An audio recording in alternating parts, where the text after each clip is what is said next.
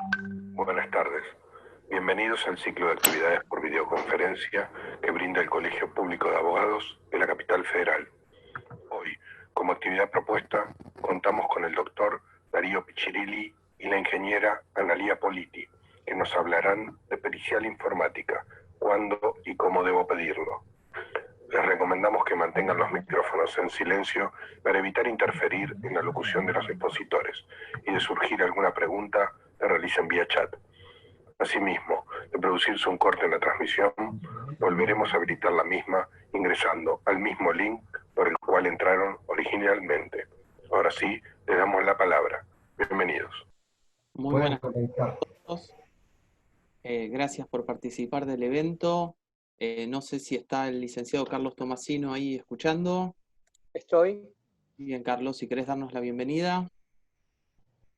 Muy bien, ¿cómo están, amigos? Muchísimas gracias por estar allí, abogados, algunos informáticos y público en general. Es para mí un gusto, en nombre del Consejo Profesional en Ciencias Informáticas, darles la bienvenida. Esta circunstancia en particular de esta principal asociación que hemos armado con el Colegio Público de Abogados de la Capital Federal implica un esfuerzo que junto con el doctor Aguad hemos hecho para tratar de unir intereses ideales en estos temas que nos atañen a todos, de la pericia y la forencia informática. Solamente yo tengo que agradecerles su participación, agradecerle al doctor Aguad la gentileza que ha tenido siempre con las presentaciones del Consejo Profesional en Ciencias Informáticas y desearles que pasen una muy buena jornada, partiendo de la base que los ingenieros que hoy son expositores son una garantía para nosotros de lo que la pericia informática argentina tiene que ser en estos tiempos. Les mando un abrazo. Muchas gracias.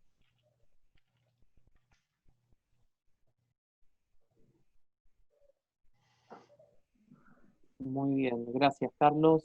No sé si el doctor Aguad, si nos escucha, si quiere decir unas palabras. Sí, los escucho muy bien.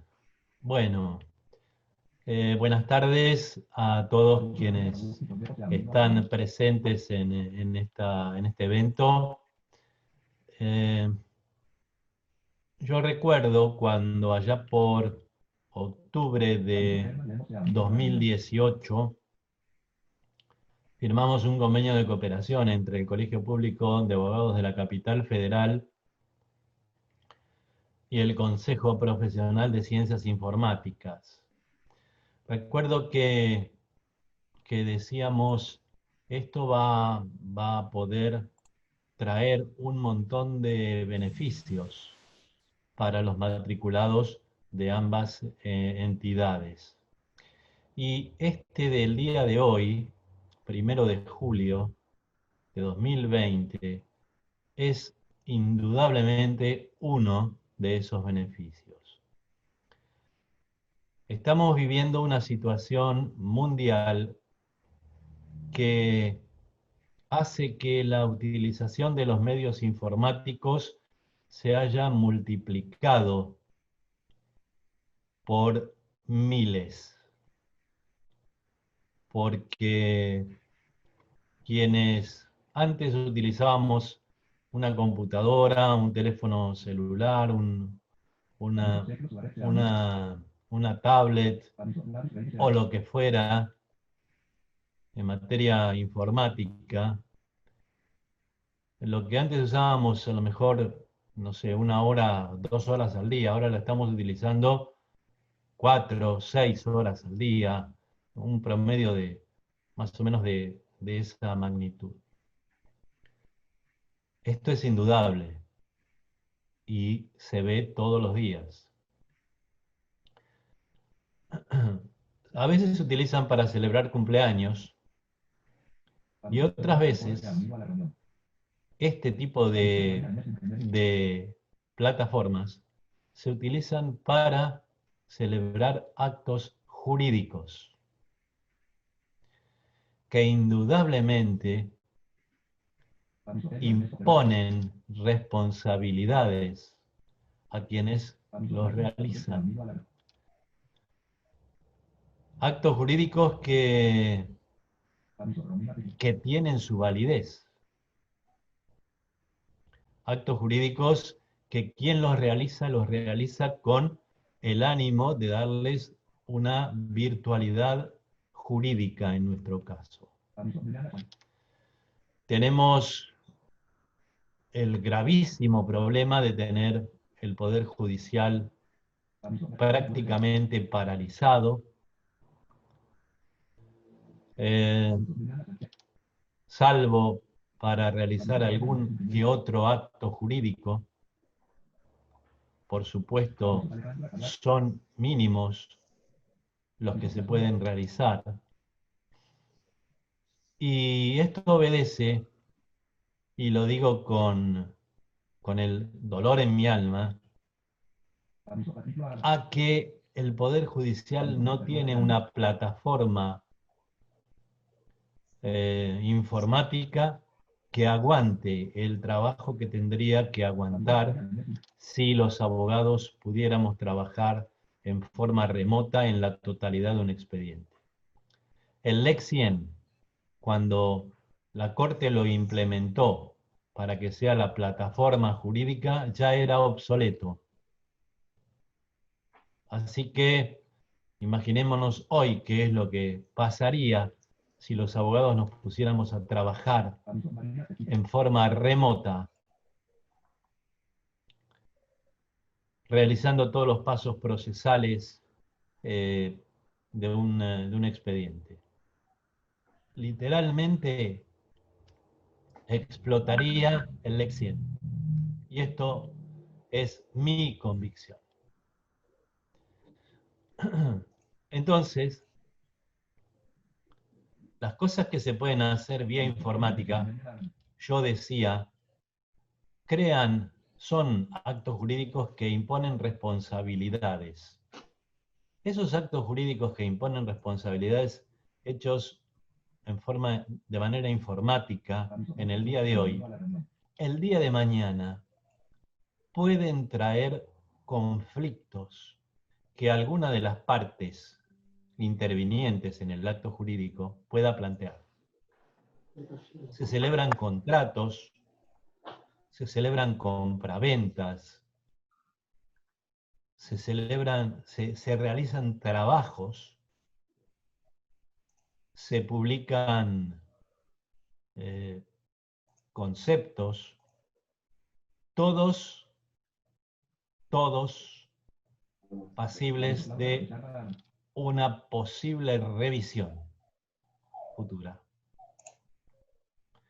Y esto va a traer como consecuencia que esta reunión de hoy, que es pericia informática, cuándo y cómo debo pedirla, sea importantísima. Porque la prueba pericial informática va a ser tremendamente requerida cuando todo esto haya pasado, porque vamos a volver cada uno a nuestras ocupaciones habituales, fuera de nuestras casas, en los lugares de trabajo habituales. Y entonces allí vamos a tener que muchísimos abogados patrocinar a justiciables que van a querer revisar un montón de cosas.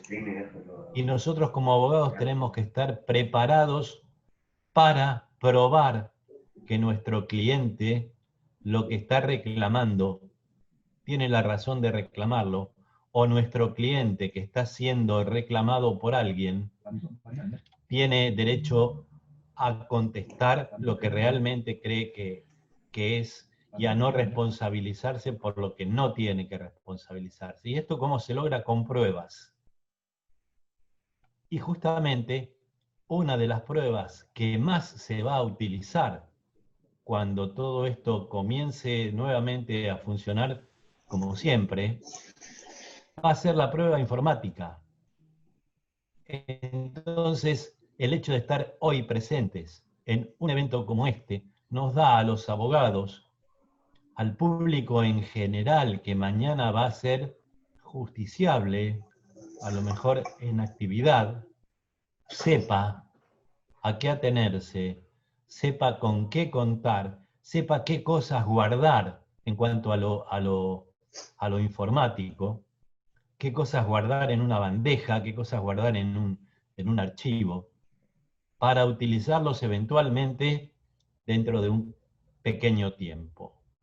Por eso me encanta que se celebre este evento entre ambas instituciones, Colegio Público de Abogados y Consejo Profesional de Ciencias Informáticas.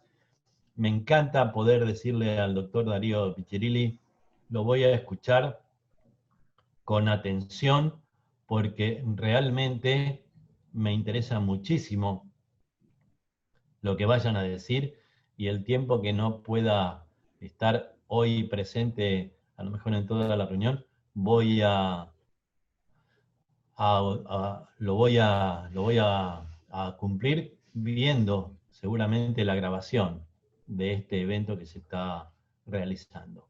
Muchas gracias por haberme escuchado, un orgullo haber tenido la oportunidad de abrir este evento, y le paso la palabra al moderador del lugar, así después escuchamos al doctor Darío Piccirilli y a la ingeniera Analía, que también va a charlar con nosotros. Muchas gracias y buenas tardes. Muchas gracias, doctor Aguad. Andrés Burstin, no sé si estás por ahí. Aprovecho para hacer una aclaración. Tengo que excusar a la ingeniera Analía Politi, que por cuestiones laborales no se pudo conectar, pero el doctor Darío Piccirilli tiene todo preparado en su totalidad. Andrés, te escuchamos. Muchas gracias, un gran placer poder presenciar y participar de este evento entre el Consejo Profesional en Ciencias Informáticas de la Ciudad de Buenos Aires, asociación civil que viene trabajando hace más de 30 años, y en particular las palabras del licenciado Tomasino, presidente, y el doctor Eduardo Aguad, presidente del Colegio Público de Abogados de la Capital Federal, que para nosotros representa un acto muy importante y significativo, tal como lo ha mencionado. De la misma manera que también excelentísimamente bien el espectro y la situación actual por la que estamos pasando, y en particular también la justicia, el poder judicial me refiero particularmente, y también la situación de todos los informáticos que están involucrados en esta situación, en la que verdaderamente han dado muestras del poder y la capacidad de respuesta para poder afrontar esta crisis a nivel mundial sanitaria, pandemia, COVID-19, pero con un pero muy importante, que representa también una oportunidad para replantearnos una vida diferente, sin lugar a dudas, en todo sentido. Y cuando digo vida diferente, tiene relación directa con que para el informático se han modificado ciertas situaciones, como también para, en particular, los informáticos y abogados trabajando en su conjunto. Me refiero a que la necesidad de presentar las pruebas informáticas es cada vez mayor. Y más aún en esta situación, en la que no solo se utilizan las nuevas tecnologías informáticas para el bien, sino también se utilizan para el mal. Me refiero que aspectos relacionados con cibercrimen y seguridad van a ser aspectos que todos los abogados van a tener que estar al tanto, porque cada vez van a ser mayores y mayor cantidad de causas relacionadas con esta problemática. Por lo tanto, este es el inicio de las actividades por los cuales se potencian las acciones entre los dos colegios, el Colegio Público de Abogados de la Capital Federal y el Consejo Profesional en Ciencias Informáticas también de la capital, para responder a entender que la tecnología está presente en todas las instancias, en mensajes, en videos, en correos electrónicos, en medios de almacenamiento, y hoy en día particularmente ya en las relaciones humanas. en cada acto de las relaciones humanas en los que estamos presentes. Para ello, entonces, tengo el honor, el placer de presentar al doctor Darío Piccirilli, que nos va a ilustrar en esta oportunidad en responder algunas cuestiones como: ¿debo presentar los puntos de pericia para solicitar una pericia informática? ¿Qué situaciones, qué condiciones, qué dispositivos son factibles de comprobar y cuáles no? ¿Cómo me conviene redactar los puntos de pericia? ¿Cómo preservar la prueba? Son algunos de los interrogantes que buscamos responder en este webinar, también muy particular en estos tiempos, y ya sin aburrirlos, contarles que el Consejo Profesional viene dando cursos relacionados con pericias desde hace mucho tiempo y son más que significativos en distintos niveles, y el profesor Darío Piccirilli es experto en pericias informáticas, profesor de grado y posgrado, consultor y conferencista en su especialidad, licenciado en sistemas, magíster en ingeniería de software y máster en ingeniería de software, es director de carreras informáticas de la Universidad de Belgrano, director del Departamento de Informática y Tecnología de la Universidad Nacional del Noroeste de la provincia de Buenos Aires, donde existe Pergamino y Junín, y director del Departamento de Control Interno y Seguimiento de la Universidad Nacional de La Plata. Es profesor de las cátedras de sistemas, análisis de sistemas, pericias informáticas y auditorías informáticas en diversas universidades a nivel de grado y posgrado, asesor informático de la Gerencia de Sistemas de la Auditoría General de la Nación, integra el Tribunal Arbitral del Consejo Profesional de Informática y ha sido presidente de la Asociación de Graduados en Sistemas de la Universidad Tecnológica Nacional. Un gran placer, doctor Darío Piccirilli. Bueno, muchísimas gracias, buenas tardes a todos. Agradezco la presentación de Carlos Tomasino, Andrés, en particular del doctor Aguad, que es un placer compartir estas experiencias con ustedes y con todos los que están participando en este evento. Para mí realmente es un honor, a través del Consejo Profesional, intercambiar experiencias y conocimiento con el Colegio Público de Abogados del Capital Federal. Así que yo voy a iniciar la presentación. Yo tengo un PowerPoint preparado. Vamos a ver algunas páginas de internet rápidamente y en función de ello después daremos lugar a algunas consultas y preguntas.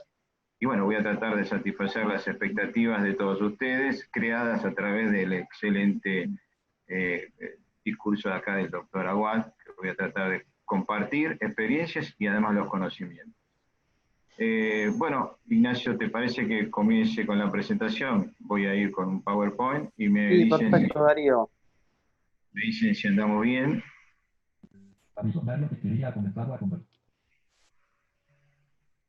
Perfecto, Darío, ahí estamos viendo la presentación.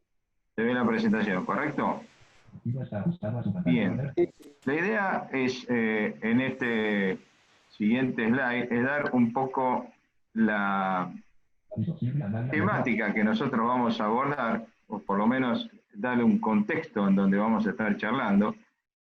Algunos puntos que tienen que ver con la problemática actual, algunos tipos de delito. Vamos a hablar un poco sobre lo que es la diferencia entre forense y pericia informática.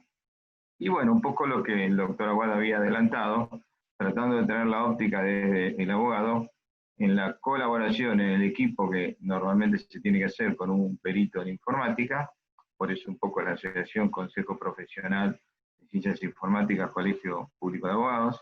Y agregué un pequeño ítem que tiene que ver con COVID-19, después lo vamos a ver al final, y no es porque sea de moda hablar de COVID-19, sino porque hoy en día, y a mí personalmente, se me ha ido presentando algunas necesidades de seguir adelante en estas condiciones.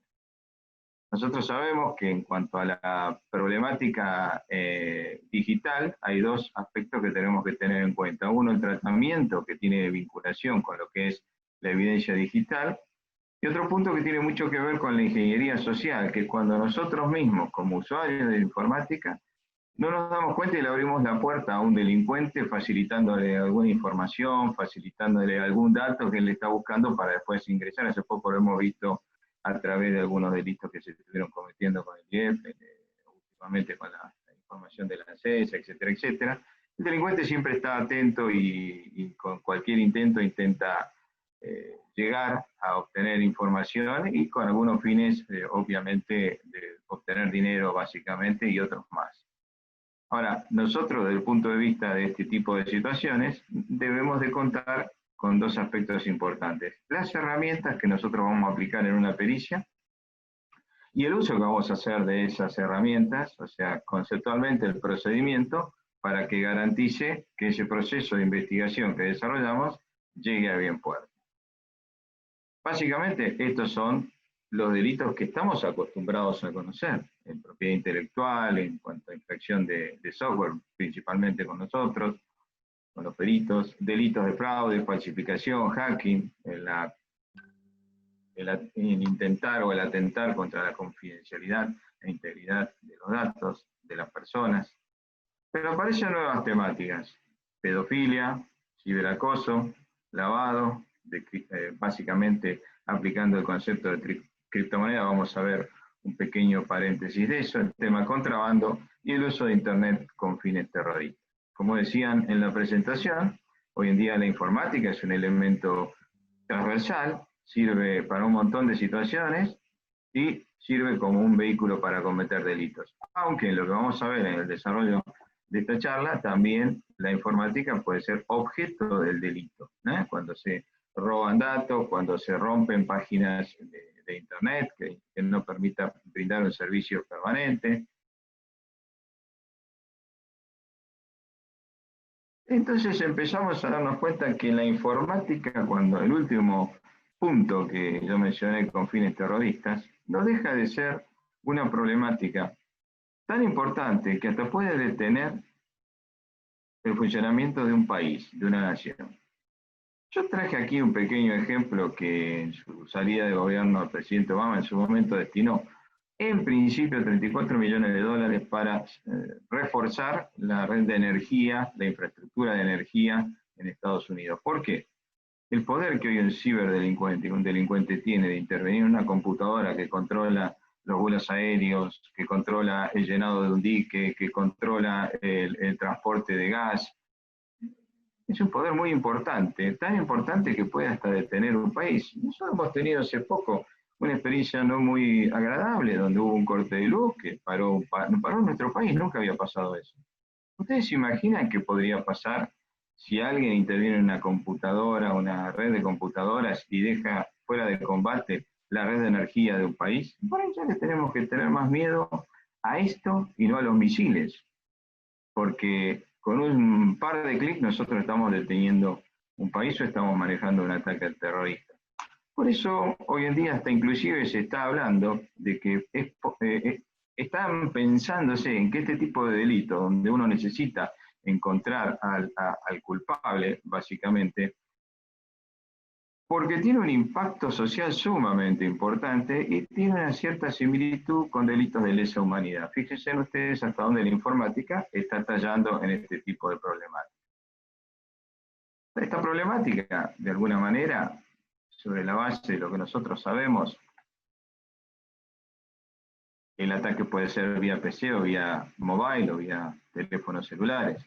En cuanto a los teléfonos celulares, calculo que se ve el mouse, la flechita. Tenemos las distintas posibilidades de poder hacer un ataque. Ataques combinados, con tema de phishing, con spyware. Vamos a hablar en forma genérica de lo que es el concepto de un malware, que es un software, un código malicioso que intenta dañar u obtener información con fines delictivos. Generalmente esos fines delictivos, la mayoría, es para obtener dinero de cuentas bancarias y o generar transacciones fraudulentas.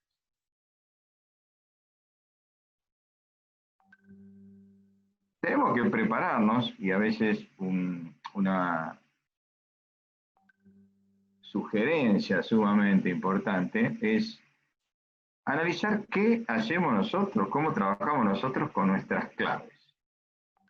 Algunos estudios dicen que muchos usuarios utilizan el mismo, acá hablamos de casi un 55%, o el mismo set de credenciales, el User ID y la password. La mayoría a veces son claves débiles, y una de las preguntas que nos hacemos, ¿cuántos de nosotros tenemos Facebook, usamos webmail, me refiero a Yahoo, a Gmail, Instagram, y estas redes sociales, y tenemos a lo mejor la misma clave en todos lados? Eso puede traernos problemas porque algunas de estas redes sociales tienen menor seguridad que otras, son más débiles en cuanto a seguridad. Entonces, si averiguan la password de una red, quizá me pueden entrar a las otras, y ahí aparece la surprise de decir cómo me averiguaron esto, cómo yo no me di cuenta cómo pasó tal situación. Por eso hoy en día se está tratando de este set de credenciales que está resultando obsoleto. Me refiero a User ID o el usuario y la password. En tres aspectos importantes: lo que sé, lo que soy y lo que tengo. Lo que soy es el User ID, el usuario. Lo que sé es la password. Eso es algo que siempre decimos, no hay que confiar. Y lo que tengo es una conjugación con las otras dos credenciales, que puede ser lo que tengo, un token, una tarjeta de coordenadas, una serie de situaciones que permiten combinar esa validación para que nadie haga lo que no debe hacer. Vamos a hablar 2 minutos sobre cibercrimen. Lamentablemente esto está evolucionando a tal punto que resulta considerarse un servicio en muchas situaciones, y los hackers o los delincuentes generan infraestructuras importantes dedicadas a la delincuencia para hacer ataques. A veces las venden y a veces la alquilan el servicio de hackeo. En algunos slides más adelante yo les voy a comentar algo vinculado con lo que es el ransomware, y que eso depende también de este tipo de situaciones, de infraestructuras que se dedican a eso, a hacer software y venderlo, a hacer software y rentarlo, o la infraestructura completa con el hardware incluido. Hay estudios donde dicen que, bueno, la delincuencia principalmente en países del este, en Rusia, en América Latina, está creciendo mucho en lo que es Brasil, México y Colombia. Por suerte, dentro de esos estudios todavía Argentina no figura, pero bueno, igual tenemos que ser debidamente cuidadosos con esto. ¿Por qué cuidadosos? Nosotros sabemos que hay algunos estudios que dicen, ¿cuánta plata deja la piratería? Estamos hablando de piratería de software, el tema propiedad intelectual, de 1 billón a 16 billones. Esta es la fuente de McAfee. Bueno, el siguiente sería el tráfico de drogas, 600 billones de dólares, estos son dólares. La fuente es la UNODC, que es una oficina de Naciones Unidas que se dedica a la lucha contra la delincuencia y el tráfico de drogas. Pero vamos a ver de lo que estamos hablando, las ciberactividades. Ese tiene una tentación bastante mayor. Fíjense en ustedes que arranca del 50% del tráfico de drogas y llega a bastante más del doble de lo que deja el tráfico de drogas. Es decir, con esto lo único que intento hacer es ubicarnos en contexto y no hacer, obviamente, por supuesto, apología de nada. Pero esto de alguna manera, sin duda, intenta alentar inescrupulosamente situaciones como gente que se dedica con el malware, recuerden que es el código malicioso, hackear sistemas operativos, básicamente el tema de tarjetas de crédito. Y la base de tarjetas de crédito se venden entre 15 a 30 mil dólares o más, depende si estamos en una black y si es internacional. Básicamente las que se hackean son aquellas que tienen alcance internacional para cometer el delito en otro país y que no pueda ser seguido fácilmente acá. Por lo tanto, estamos hablando de más cerca de los 30 mil dólares que se venda una base de datos con tarjeta de crédito. Y también se generan infraestructuras, como estamos marcando acá, para vulnerar, con sistemas específicos, tipo robot, con un código específico, que permanentemente busca vulnerabilidades en las distintas instalaciones, no solo de las empresas, sino en las hogareñas, para entrar y robar datos. Empieza a aparecer entonces un contexto que tiene que ver con las monedas digitales, Esto lo que intenta hacer acá simplemente es un enunciamiento, es enunciar de alguna manera el tema del famoso hash, que ahora vamos a ver que lo aplican en la criptomoneda que es el Bitcoin, en donde hay bloques de información que están todos dispersados, pero guardan una lógica.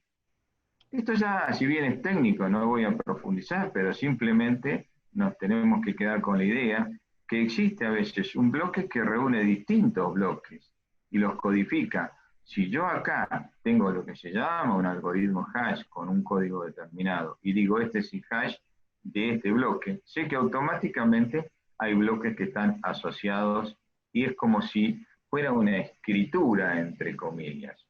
Con esto quiero ser cuidadoso, que no debería reemplazar a nadie ni ninguna función, pero esto da fe de que este pedazo de información, por ejemplo, un contrato, tiene a su vez subcontratos asociados. Y si yo hago referencia a esto, sé que indubitablemente tiene referencia a otros subcontratos. A modo de ejemplo, podemos llegar a decir, aplicando en la universidad, por ejemplo, el hash de un legajo de un alumno, donde tengo una parte que tiene que ver con toda su historia académica, y dentro de historia académica toda la información que tiene que ver con exámenes, concursadas, y otra parte, otro módulo que tiene que ver con toda su historia personal, con su historia de investigación. Simplemente yo nucleo toda esa información con un código, independientemente que la información esté en un lado o en el otro, este código me hace referencia a esa información completa. ¿Para qué sucede? Aparece entonces el concepto del Bitcoin, que básicamente uno dice Bitcoin lo asocia a delincuencia. Sí, en principio nació así, que los hackers usaban, ahora vamos a ver el tipo de Bitcoin, pero también son apetecibles las cuentas, las billeteras de Bitcoin para que sean atacadas, y acá estamos viendo el ejemplo de hackers que atacaron billeteras de hackers. Más allá de que buscan una económica, también estamos hablando de un desafío profesional. Ahora bien, ¿qué tiene que ver esto? Tiene que ver con que permite manejar dinero, es decir, acá no hay ningún banco central, y parece se amplía entonces el concepto de criptomoneda, porque no da la trazabilidad de quién está atrás de esa cuenta, por lo menos la de relación física, que es lo que uno busca en una pericia cuando hay un delito. Bueno, hubo este problema.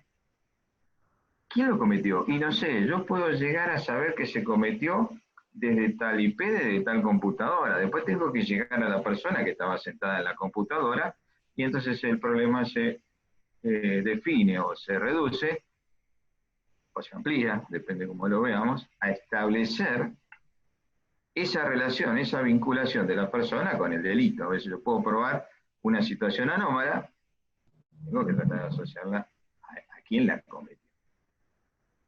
Estas son todas las criptomonedas. A grandes rasgos, tenemos alrededor de 300 criptomonedas. Fíjense ustedes cómo interesó el negocio del Bitcoin y empezaron a ver otras criptomonedas que se utilizan para transacciones normales hoy en día también en distintos países, uno de ellos Japón, que utiliza todo en Bitcoin. Pero bueno, hay algunas situaciones donde las transacciones que se producen, este es un caso de un pedido de rescate de que se capturó información, y piden en inglés, si ustedes ven acá, yo en el próximo slide lo tengo más específicamente, y habla de que tengo que mandar justamente para que me devuelvan el control de mi computadora $300 en forma de Bitcoin, o sea que tuvimos que salir a comprar Bitcoin y lo tengo que mandar a esta dirección. Es una dirección, es una billetera electrónica. ¿Qué trazabilidad podemos llegar a tener en esta circunstancia? Esa billetera electrónica, ¿de quién es? ¿A dónde está? ¿A quién le pertenece? Además, yo tengo que salir a comprar Bitcoin, que en realidad va a ser un código medio parecido a este en cuanto a que represente los Bitcoin, y se lo mando a esta cuenta. Algunas averiguaciones que se hicieron en esta investigación es una cuenta que estaba en Turquía. Vayamos no solo a seguir un código así, sino en el país de Turquía. Seguimos investigando y en realidad era un linkeo que se hacía de un delincuente de Argentina que abrió esa cuenta. Esto, digamos, es como si fuera el CBU cibernético en Turquía, y de ahí estaba operando y capturando información para pedir rescate. Entonces aparece el concepto del ransomware. El ransomware, ransom es pedido de recompensa, ¿sí?, por capturarnos información. Digamos como el secuestro virtual de la información, ya no de una persona, sino que el objeto de la información. Y esos secuestros de información paralizan bases de datos de cualquier tipo, de empresas, hospitales, oficinas médicas, e inclusive, fíjense en ustedes, hasta atacan departamentos de policía. Estos archivos, ¿qué dicen? Bueno, le hemos capturado sus archivos, se los hemos encriptado, y si usted quiere, pague, yo le mando el algoritmo y descifro automáticamente. Claro, esto a veces es tan premeditado que uno dice, bueno, yo no te voy a pagar nada.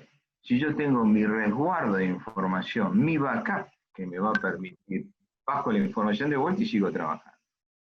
Esta premeditación se sucede con tal alevosía que permite que se meta en la instalación ese ransomware sin que el usuario se dé cuenta, que duerma un tiempo y después despierte. Y cuando despierta, ya el backup también está infectado. O sea, me quedé sin ningún dato al que yo pueda acceder. Lamentablemente, fíjense en ustedes la incongruencia. Se basa en un esquema o en un tema de confianza en el delincuente. ¿Por qué? Porque me está pidiendo plata, yo se la mando de un modo que es no traceable, y tengo que confiar en que cuando recibo el dinero me habilite para. Entonces se empieza a ver ciertas compañías que les interesa el negocio y ofrecen una especie de seguro para trabajar contra este tipo de situaciones. Yo tengo que confiar en que el delincuente me mande el algoritmo para desencriptar, decodificar esa información. Y si no me la manda, y ahí está el tema de confianza. La experiencia dice que en muchos casos la mandan, en otros no. Puse la plata y no recibí nada, y la estafa se consumó al lado de la extorsión. Bueno, pero como negocio, fíjense, en 2019 ya hay aseguradoras que ofrecen primas, fíjense bien, primas de seguro cibernético. O sea que acá se hizo en 2019 una medición que había aumentado un 13% respecto al 2018, veamos cuánto aumenta en el 2019. Pero el tema fundamental que estas empresas dicen que tiene un seguro cibernético que permite recuperar datos, que asegura a través de grupos técnicos recuperar esos datos. A mi criterio creo que es 90% difícil, casi imposible, y también cubre a las compañías por demandas legales que puedan llegar a tener frente a la no prestación de un servicio, porque se supone que si un banco no me está dando cierta información porque le bloquearon la base de datos, es responsabilidad del banco, no mía, y yo le puedo iniciar algún tipo de acción legal. Bueno, son situaciones que las aseguradoras explotan, pero bueno, estos empleados de estas organizaciones están acostumbrados a tratar con estos delincuentes, por eso hablamos de idiomas nativos y que a veces coordinan los pagos, pero la mayoría de las veces terminan diciendo paguen. Paguen. Esto es una serie de herramientas, en realidad son top secret, pero las menciono simplemente porque permite demostrar que la ciberdelincuencia está de alguna manera cibercontrolada a través de ciberpatrullaje, de situaciones conteniendo información, y hay algunas herramientas que ya están operativas desde 2010, 2008, y todavía algunas que son testeadas, que esto permite, por ejemplo, al FBI, a la NSI, intromisar computadoras, meterse en computadoras y casi hacer el mismo trabajo que hacen los hackers. Hay un ciberpatrullaje, a ver si podemos avanzar con esto.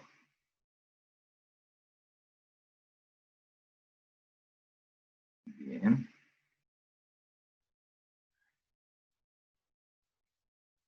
fíjense en ustedes, hay situaciones que hoy en día controlan y monitorean. Este es un mapa de actividades, digamos, cibernéticas en cuanto a la ciberdelincuencia. Que no, ¿se ve bien la presentación, Ignacio?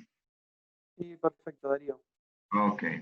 Acá lo que estamos haciendo es, le damos información, obviamente, en este caso, esta página de internet, que lo que hace es recolectar información de hechos que suceden en el mundo y tratan de mantener un mapa de actividades de los delincuentes. Si ustedes ven acá arriba, se desprende el ataque desde determinado lugar hacia dónde, en este caso de Tailandia, Arabia Saudita. O sea, me está dando una información bastante interesante respecto a lo que está pasando, y esto sirve, si ya el patrullaje no se hace a través del patrullero que va en la calle, sino el que maneja la red. Son con herramientas especiales. Tenemos otro, a ver, creo que lo podemos hacer acá.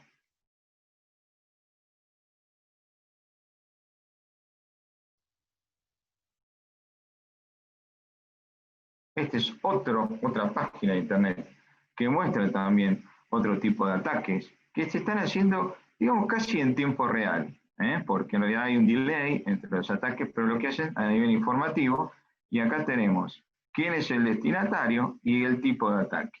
Si es alto, si es medio, si es low, o sea, son distintas calificaciones de ataques que nosotros tenemos, que podemos ver y que los expertos en ciberdelincuencia utilizan, aplican para determinadas investigaciones. Bien. Seguimos con...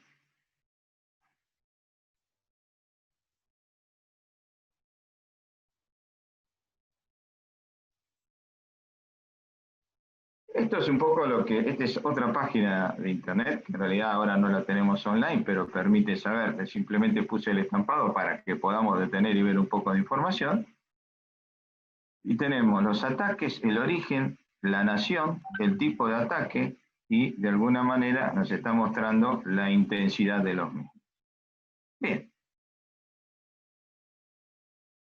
Problemática actual, algunos aspectos legales. Para todo este tipo de situaciones, no todos los países en su código penal tienen que contemplar, porque estamos hablando de delitos transfronteras, estamos hablando de otras jurisdicciones.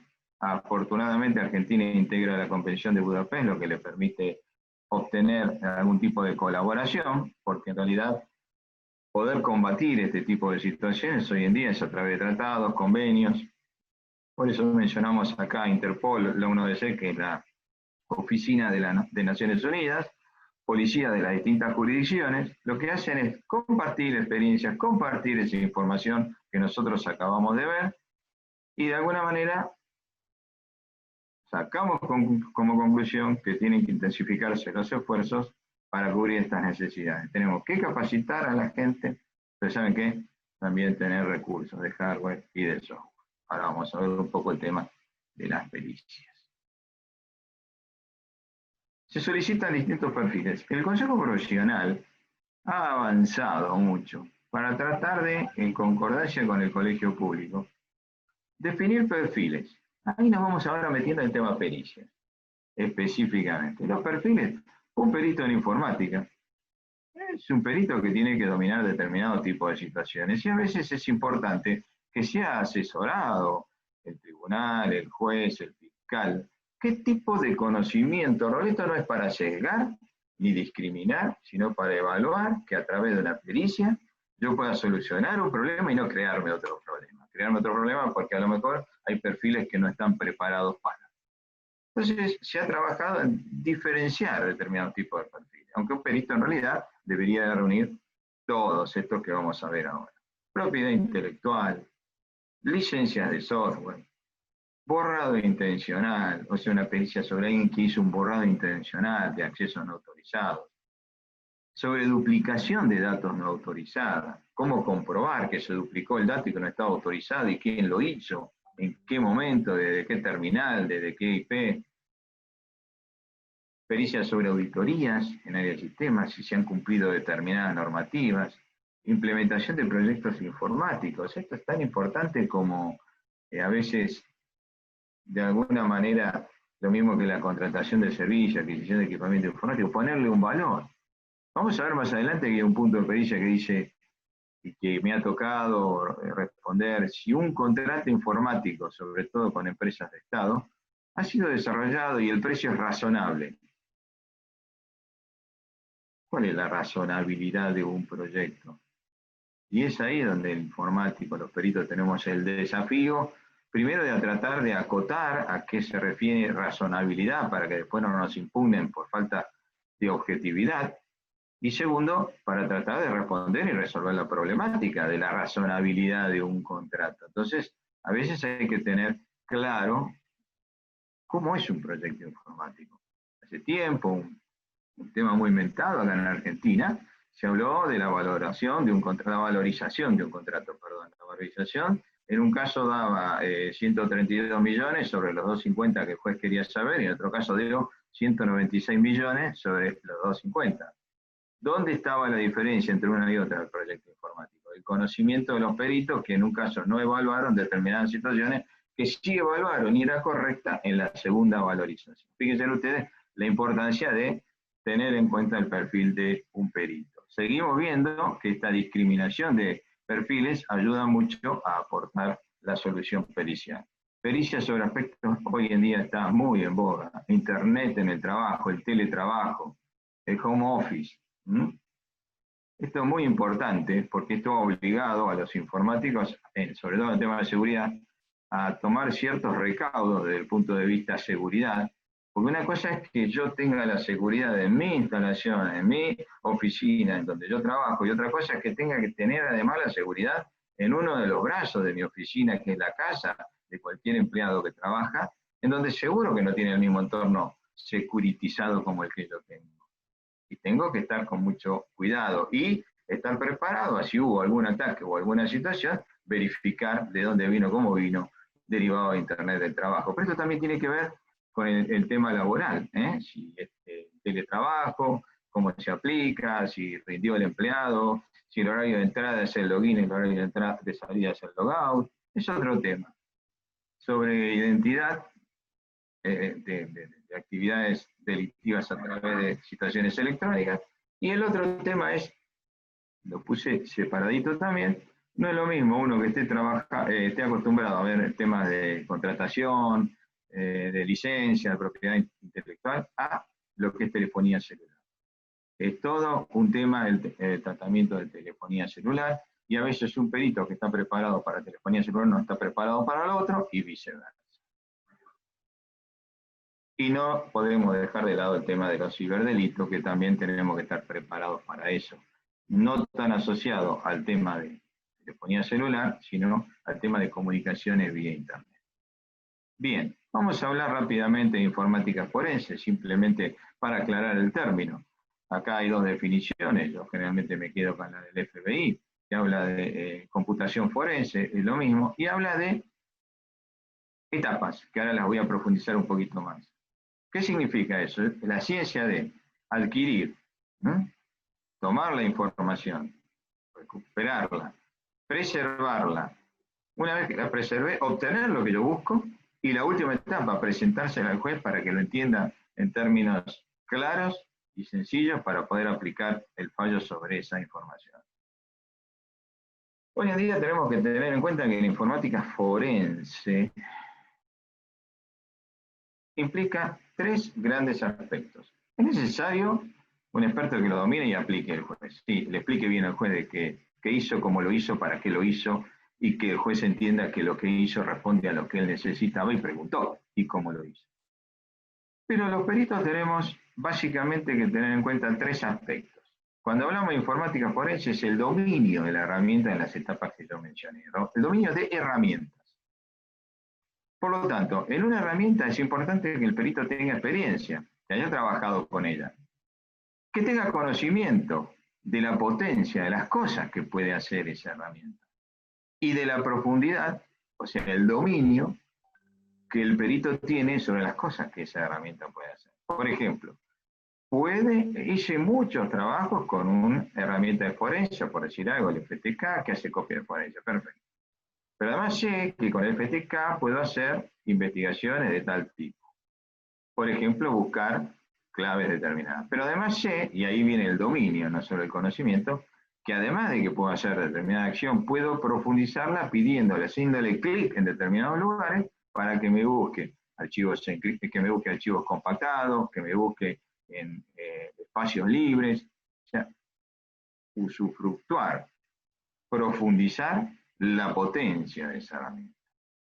Entonces, que la haya usado, que conozca todas las facilidades y que explote la potencia de la herramienta. Eso da credibilidad a una tarea pericial. Conceptos rápidos. Cadena de custodia, básicamente la documentación cronológica. Error que hoy en día en muchos secuestros se comete, no armar cadena de custodia.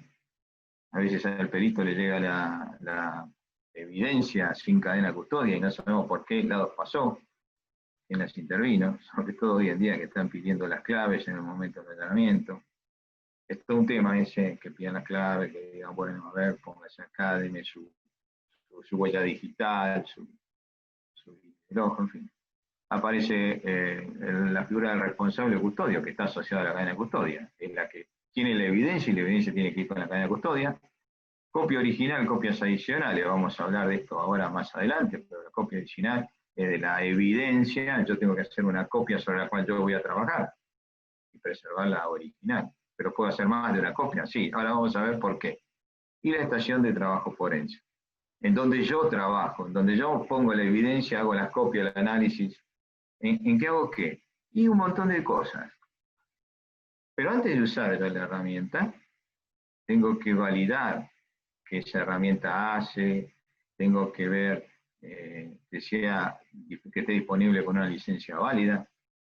Y esto es muy importante para un abogado saber, y a veces cuestionan, que la tarea pericial se hizo con una herramienta que es de software libre.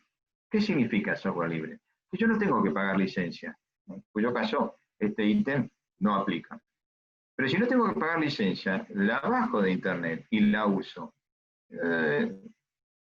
A veces esas herramientas tienen alguna falla. Y a veces sucede que me cuestionan que esta herramienta no cumple con el objetivo porque tiene fallas. Entonces, lo importante es cuando un perito hace una tarea con una herramienta free, no solo adjuntar el resultado de la experiencia, sino la herramienta con la que trabajo. ¿Por qué? Porque esas herramientas varían a través del tiempo, las versiones. Y puede ser que en algún momento esa herramienta sí tuvo una falla, que no la tuvo en el momento que se usó. Entonces a veces sucede que cuestionan, impugnan, porque esa herramienta tiene algún problema, y no, mira, acá está la pericia, y además acá está la herramienta con la que yo trabajé. Por eso se le calcula un hash. Ahora vamos a ver qué es un hash, que es un código identificatorio de la información en el estado en que se encontraba en una oportunidad. Digamos que es una foto cibernética, de alguna forma, en donde yo tengo claro el estado de situación de esa data en un momento determinado. Y ese código, ese programa hacía esto y lo hacía bien en ese momento. Si ahora o antes hay una versión que no lo hace tan bien, yo trabajé con tal versión. Y lo demuestro con el hash. Cuando nosotros los peritos nos metemos a trabajar, y esto hay que tener mucho cuidado, tengo que deshabilitar las extracciones automáticas, que no me invalide la prueba, configura de energía, zona horaria. Muy importante verificar que cuando estoy trabajando haciendo una copia de forense, la herramienta tenga la zona horaria actualizada. Si no, tenemos 3 horas más y parece que la tarea se hizo a las 2 de la mañana del día 2 de julio, cuando en realidad se hizo a las 23 horas del día 1 de julio. Pero no teníamos actualizada la zona horaria y eso puede invalidar la pericia. A modo ejemplificativo nada más, esto para que se vea todo lo que hay detrás de una pericia, todo lo que un perito tiene que hacer. Nosotros usamos este modelo que tiene un montón de situaciones, no vamos a profundizar más que de esta manera. Hay 2 puntos que son muy importantes que escaparían un poco al modelo de DRM electrónico, el modelo electrónico. Hay la identificación y la preservación. Estos 2 puntos están en otro color que los que vamos a ver ahora, Porque estos suceden y deben de ocurrir en el momento del allanamiento, en el momento del contacto con la evidencia, que yo tengo que identificarla. Imagínense ustedes un allanamiento donde tengo que secuestrar 60 computadoras. Y bueno, es fundamental, además de preservarla, franjarla, ponerla en una caja, en una bolsa, un suncho de protección, identificar. Este es el elemento 1 retirado de tal lugar, porque a veces de 60 computadoras al juez le interesa solamente aquellas que han sido secuestradas en el sector contable de la organización. Y que me voy a bajar las 60 computadoras hasta encontrar esa, no. Identifiquemos dónde se secuestró, cómo quedó identificada, además de cómo quedó preservada. De esa manera me llega a mí para hacer la pericia y aparecen estas etapas: recolección de la información, procesamiento, todo esto se hace con herramientas forenses. La revisión de la información y el análisis de lo que yo recolecté, que es lo que le sirve al juez. Acá generalmente en el análisis activa mucho el tema del concepto de palabras claves, la producción del informe, y después viene la presentación, que no es menos importante. Yo no le voy a mandar al juez un listado que sale de la herramienta de forencia, así como sale. Se lo tengo que interpretar en forma adecuada, sin vicio, por supuesto, para que él entienda el grado de satisfacción de su inquietud respecto de la tarea que yo he hecho como perito y que se lo estoy presentando en un lenguaje entendible, ya no técnico. ¿Cuál es la finalidad de este slide? Con todo respeto, que no se minimice la actividad del perito. Muchas veces dicen, bueno, pues es una tarea sencilla, hay que copiar un disco y nada más, y mirarlo. Sí, sacando los dos ítems que están en rojo, los demás son las tareas que un perito tiene que hacer para llegar a la presentación al juez. Y, por ejemplo, una recolección, que sería por ahí la copia de forencia, o el procesamiento, pongámosle así en forma genérica, de una computadora que tiene un disco de 1 terabyte o de 500 GB, por decir algo, que hoy en día es lo más común, puede tardar alrededor de 8 horas, solamente ese proceso. Y después viene todo lo otro, revisión, análisis, producción.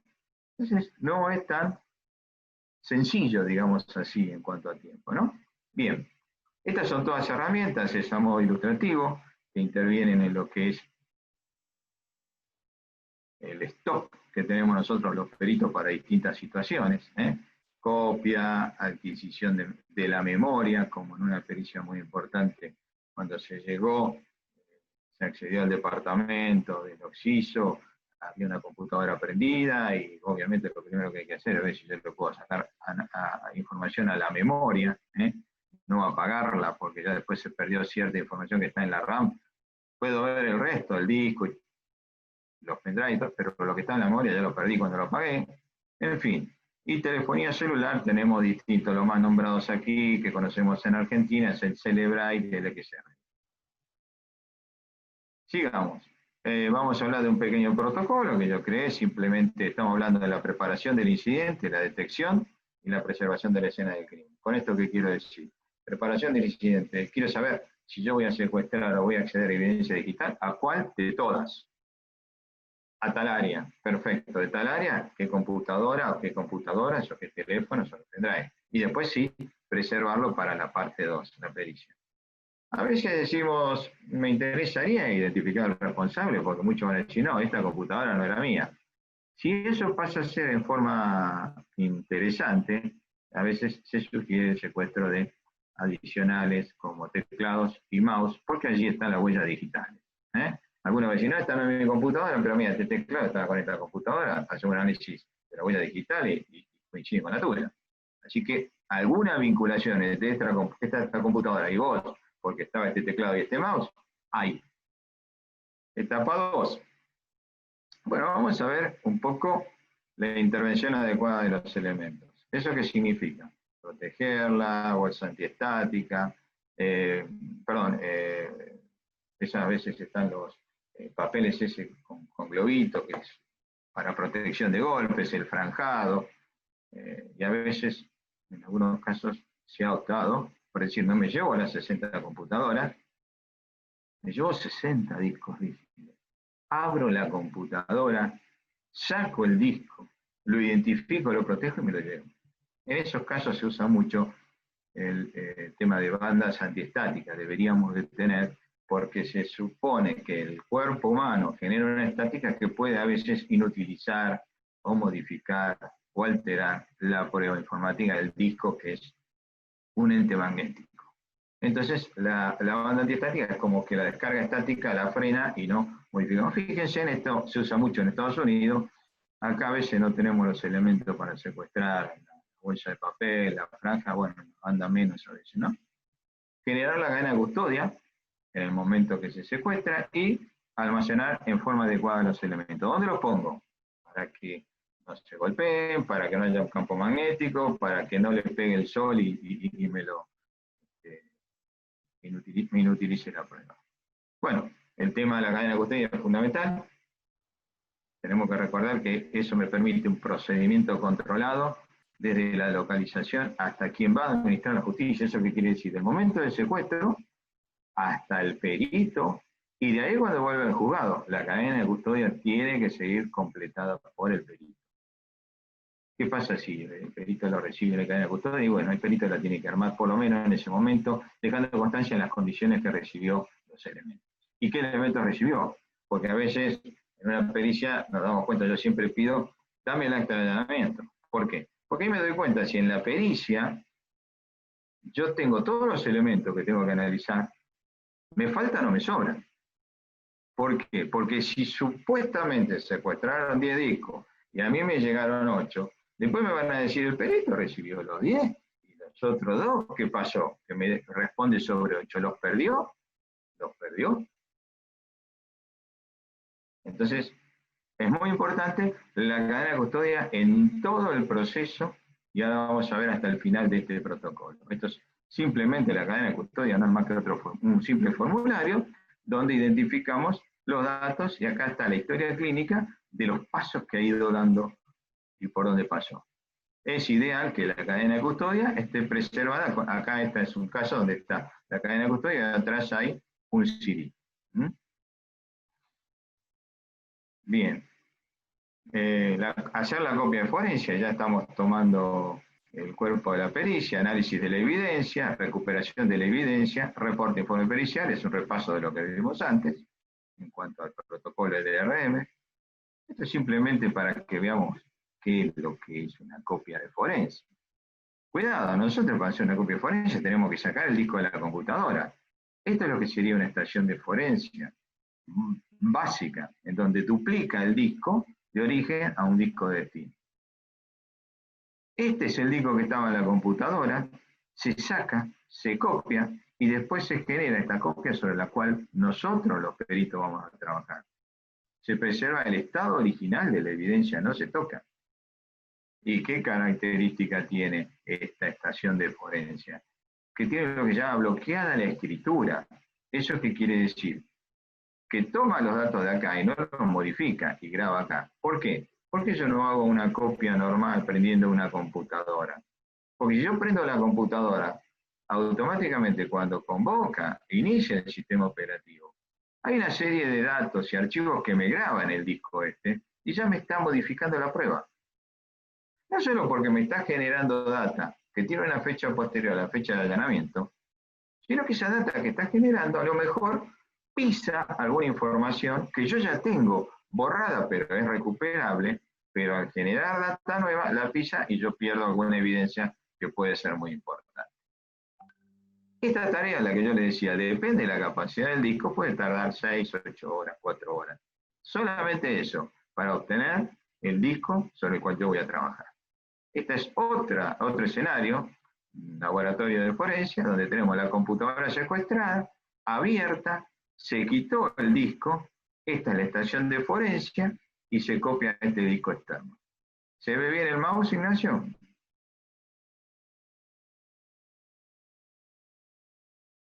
Se ve perfecto. Perfecto, bien. Otra situación de forense. Antes dijimos que la estación de forense era esa cajita negra. Esta ahora es la computadora. Bueno, y tenemos otra situación. Este es un dispositivo, una herramienta forense llamada Tableau, que también es considerado como una estación de forense. no es la cajita negra que vimos antes, mucha más completa, y hay una gran diferencia. Acá está el disco de origen y está haciendo 2 copias. Esto es muy importante porque muchas veces la parte del juicio pide que me hagan una copia de forensia para mí también, donde yo quiero que mi perito de parte trabaje de la misma manera, en paralelo, en sintonía, con el mismo protocolo que el perito de oficio, pero que tenga la evidencia para él hacer sus propios estudios también, porque cuando encuentra alguna situación importante, él lo que va a hacer es referencia a un área de disco que también va a tener el perito de oficio. Entonces le va a decir, che, mira, yo encontré tal cosa en tal área de disco, dame el código. Él va, el perito de oficio, busca con ese código y corrobora que existe. Esto es porque a veces al perito de oficio se le pasan algunas situaciones, y el perito de parte tiene si no está trabajando en conjunto, la posibilidad de decir, pará, fíjate acá, lo corrobora, y eso tiene que ver en beneficio de la parte que representa. Pero también es cierto que a veces los juzgados dicen, che, vamos a hacer una cosa, mandame una copia a mí, esta copia, hacétela, quédatela vos, y mandame una copia a mí, que yo la tengo en el juzgado de resguardo por si pasa algo. Y muchas veces ha pasado, que se hace la pericia, esta copia por algún motivo se envía al juzgado y en el camino se pierde, entonces se le pide ampliar o rehacer la pericia y el juzgado preservó esta segunda copia. ¿Por qué lo cito? Y porque una cosa es que hagamos 8 horas con 2 copias y otra cosa que hagamos 8 y 8 son 16. ¿Sí? Bien. Después viene la preservación de la prueba, terminamos la pericia, actualizamos la cadena de custodia, se la mandamos al juez para que decida si devuelve o no la evidencia. A veces la evidencia se la queda hasta el final. Vamos a hablar de la preconstitución de la prueba, rápidamente. ¿Vamos bien en tiempo y en acción? Sí, perfecto, Darío. Ok. La preconstitución de la prueba. Esta es una situación previa a establecer un litigio. Principal problema que tenemos a veces con los mails. Se adjuntan como evidencia, que no es digital, sino es documental, un print de un mail. Error. Gravísimo error. Por si el juez dice que veamos si tiene signos indubitables de autenticidad, no lo podemos hacer con un papel. Porque yo ese papel lo puedo reproducir, que es un texto, con un editor de texto tal cual igual, y lo adjunto y se acabó. ¿Qué pedimos? Y se pide normalmente un encabezado, o sea, aseguramos la prueba, en donde todo mail que nosotros vemos tiene en forma oculta una serie de datos complementarios que permiten la trazabilidad. La IP de origen, la fecha, la hora, el servidor, las direcciones de envío y de recepción. Pero yo ya lo tengo en el mail que estoy presentando. Sí, pero en el encabezado también está embebido. ¿Sí? Está el cliente de correo, hay que tener cuidado que el mail es el típico Yahoo, Gmail, el tipo de servidor por el cual pasó. Esto es simplemente antivirus spam. A veces los correos dejan el sello de que ha sido verificado con tal correo, perdón, con tal y anti-spam antivirus. No es informativo, pero a veces es signo de temporalidad, porque este mail dice que fue chequeado con el antivirus tal, versión tal, que eso es verdad, pero estaba vigente en aquel momento, ahora no. Por lo tanto, eso me da una idea de temporalidad. Si en aquel momento estaba vigente, bueno, tengo un chinguito de credibilidad que eso fue temporalmente en aquel momento. Y el cuerpo del mensaje. Cuando normalmente se adjunta como email, como prueba el cuerpo del mensaje. Pero está todo esto otro encabezado. Un perito sabe dónde buscarlo, sabe cómo documentarlo en forma digital, además del papel. Y el cuerpo del mensaje está embebido dentro. ¿Está repetido? Sí, está repetido dentro de ese encabezado de email. Eso es lo que da credibilidad.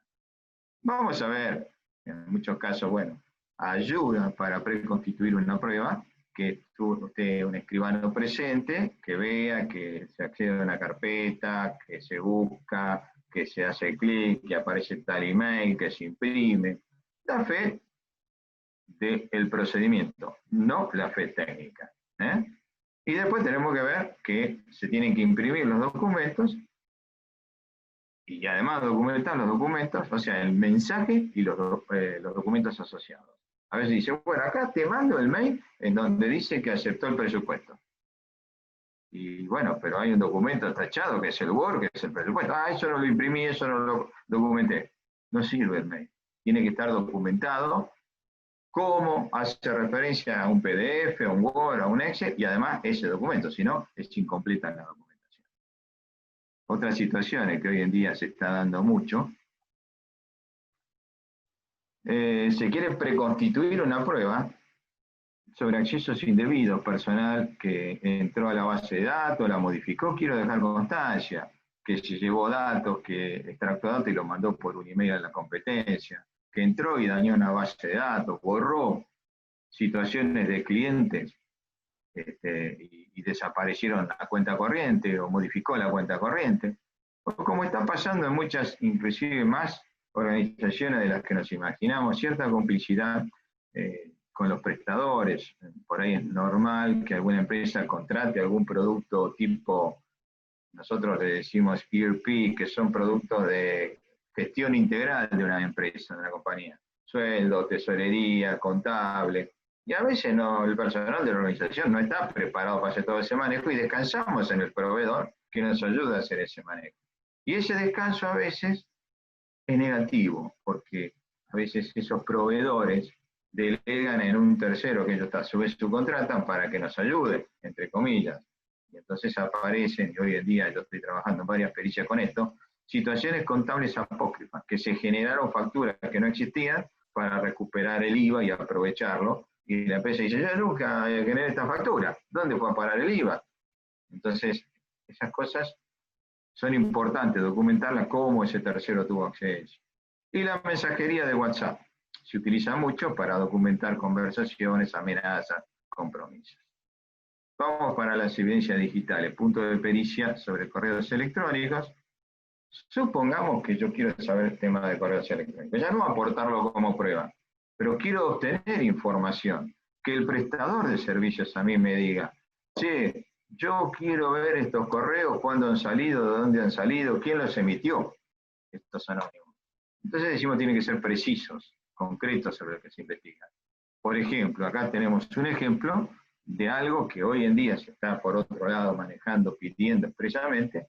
Le digo a Fivertel, le tengo que indicar, el abogado tiene que estar atento para que el juez lo pida bien y que no venga rebotado porque falta un dato o está mal pedido y eso pierda tiempo además. Bueno, le decimos a qué empresa, con qué domicilio lo ayudamos al juez, en qué lugar. No nos tenemos que equivocar si no tenemos un problema nosotros. Tenemos que justificar, teniendo en cuenta la volatilidad de la prueba informática, solicito se requiera de manera urgente. Entonces, ¿qué quiero? ¿Y por qué justificar? Pero además de lo que quiero, le tengo que decir exactamente la actividad relacionada con la cuenta de correo, no en forma genérica. ¿Con qué cuenta o cuentas de correo yo necesito investigar, conocer? Y la ventana de tiempo. De las 0 horas, este es un ejemplo, por supuesto, ¿no? No es taxativo lo que se está pidiendo, pero más o menos es así. ¿De qué hora a qué de día y de a qué hora y qué día? La ventana de tiempo. Muchos dicen, quiero toda la actividad vinculada a la cuenta tal. ¿Y saben qué? Eso es negativo, porque la empresa esta decía, ¿desde cuándo? Y no, la verdad que no le damos nada. Y cuando el juez me intime, le voy a preguntar desde cuándo, porque volumen de información, porque no tengo todo guardado todavía, se pierde tiempo y a veces se pierde la importancia de la prueba. También le tengo que decir qué quiero, la ventana de tiempo y qué quiero, intento de conexión, desconexión, la IP, tengo que decirle la especificación de la dirección geográfica y también le tengo que decir toda otra mensajería intercambiada. Pues yo le digo, bueno, acá tengo los mails de esta persona, bueno, pero me gustaría saber todo aquello que entró, que salió. Entonces, generalmente, digo, bueno, pero está en ese paquete. Sí, sí, pero a veces pidiéndolo así me lo separa y me permite mejorar la investigación. Este es un caso típico de pedido de información a empresas. Afortunadamente, esta es una empresa, un caso real que está en Argentina. Si nos tocan webmail como por ejemplo Hotmail, Gmail, ya el pedido tiene que ser a otra jurisdicción y estamos hablando de un exhorto, tiempos, etc. Pero bueno, acá estamos con ventaja. Para pedir en cuanto a evidencia digital, yo tengo que especificar cuando digo que voy a pedir una pericia informática, a veces el abogado tiene que saber si se debe hacer una copia adicional. El abogado puede pedir, haga una copia adicional, que el juez autorice una copia adicional para la parte mía de un perito que representa, o para tenerla, además a resguardo por cualquier situación que pueda pasar. A veces hay situaciones complicadas. Debo especificar los vocablos, qué sé yo, cuenta, número tal, cheque, banco, te voy a matar, tos. Hace poco hubo una tarea que tenía que ver con el coronavirus, teníamos que buscar tos, y nos aparecieron un montón de falsos positivos, porque la herramienta forense busca esa estructura de datos que esté en cualquier lugar, las veces que aparezca, aunque sea parte, o sea todo eso, tos. O sea que a mí me aparecieron un montón de falsos positivos que decía vistos, pero como reunía la última parte tos, me lo sacó, lo miro y no tiene nada que ver, pero bueno, hay que analizarlo. Deseo, si tengo que buscar en carpetas, o sea, a veces es importante que se pida que la información se almacene en distintas carpetas, porque a lo mejor el juez lo que quiere hacer es buscar, por ahora, solamente lo que sean planillas de cálculo, o los PDF. Entonces yo no le voy a mandar una maraña. Entonces el abogado a lo mejor puede decir que se separe en distintas carpetas por este tipo de información para agilizar un poco más la búsqueda direccionada. Especificar si se quiere, no solo como dijimos acá arriba, la copia adicional, si yo quiero además recuperar archivos borrados o buscar en los espacios libres. No voy a andar en lo que son slack space, pero hay áreas de disco que no se han pisado, digamos así, y que pueden contener información parcial. Eso se llama slack space. Entonces yo puedo decir que si hago una copia de forencia, que se recuperen la copia de forencia los archivos borrados y los slack space para después hacer la búsqueda. Eso es importante saber pedirlo. Y la credibilidad de los correos electrónicos. Me dicen que ese es un correo electrónico. Bueno, yo quiero ver, además del contenido del mensaje, el encabezado, como vimos anteriormente. Bien. ¿Qué preguntas típicas se hacen? Lo he visto por lo menos en las pericias. Si los sistemas informáticos pueden ser violados. Son preguntas reales, ¿eh? Cada uno sabrá el valor que tiene hacer esta pregunta así. Arrojo la duda, entonces puede haber sido cualquiera. Se han preguntado varias veces así. Si un sistema es copia de otro, ojo con eso, sobre todo en propiedad intelectual. ¿Por qué digo que soy copia? ¿Cuáles son los síntomas, los símbolos? En fin. Si un mail es auténtico, ya lo hemos visto. Si es posible detectar de qué computadora ha sido enviada una transacción. Esto es muy importante, sobre todo en lo que vimos antes, en la preservación de la prueba, en la preconstitución de la prueba. En donde hay data, en determinados archivos, nosotros los llamamos logs, en donde queda registrado la actividad de una computadora específica. Entonces, yo tengo en esa información la posibilidad de detectar que el día tal, a la hora tal, se corrió tal transacción y salió de tal computadora. Acoté. Después tendré que relacionar que estaba esa persona sentada. Y era fulanito, la probabilidad de que sea fulanito, un indicio más, porque de acuerdo al registro de la personal, esa persona estaba presente ese día. O llamativamente, ese día no tenía que estar presente porque estaba de licencia y alguien ingresó ese día, esa hora, de esa computadora. Esos son aspectos importantes, hay que tenerlo en cuenta. También se pregunta lo que dije yo, el precio del contrato, si es razonable. Si se ha generado y respetado la debida cadena de custodia, típica pregunta, en donde hay que tener muy claro, primero es la cadena de custodia. Ya esta pregunta es importante, no hay cadena de custodia, ya es una debilidad interesante. Y después, si se han calculado los famosos hashes de la evidencia digital. Hoy en día el tema de los hashes es la prueba indubitable de que esta información no ha sido alterada y va más allá de decir, agarré el disco rígido, lo protegí, lo encinté, el sobre no fue abierto. Bueno, yo puedo no hacer eso, preservarlo para que no se golpee y decir, bueno, hago una copia de forense y tengo este hash. Por ejemplo, a mí me ha pasado tener que hacer una quinta instancia de pericia, con la prueba original de la primera pericia. ¿Y cómo sé yo? No había cadena custodia. ¿Cómo sé yo que esa evidencia que yo tengo, sobre la cual me tengo que expedir, es la misma que la primera pericia?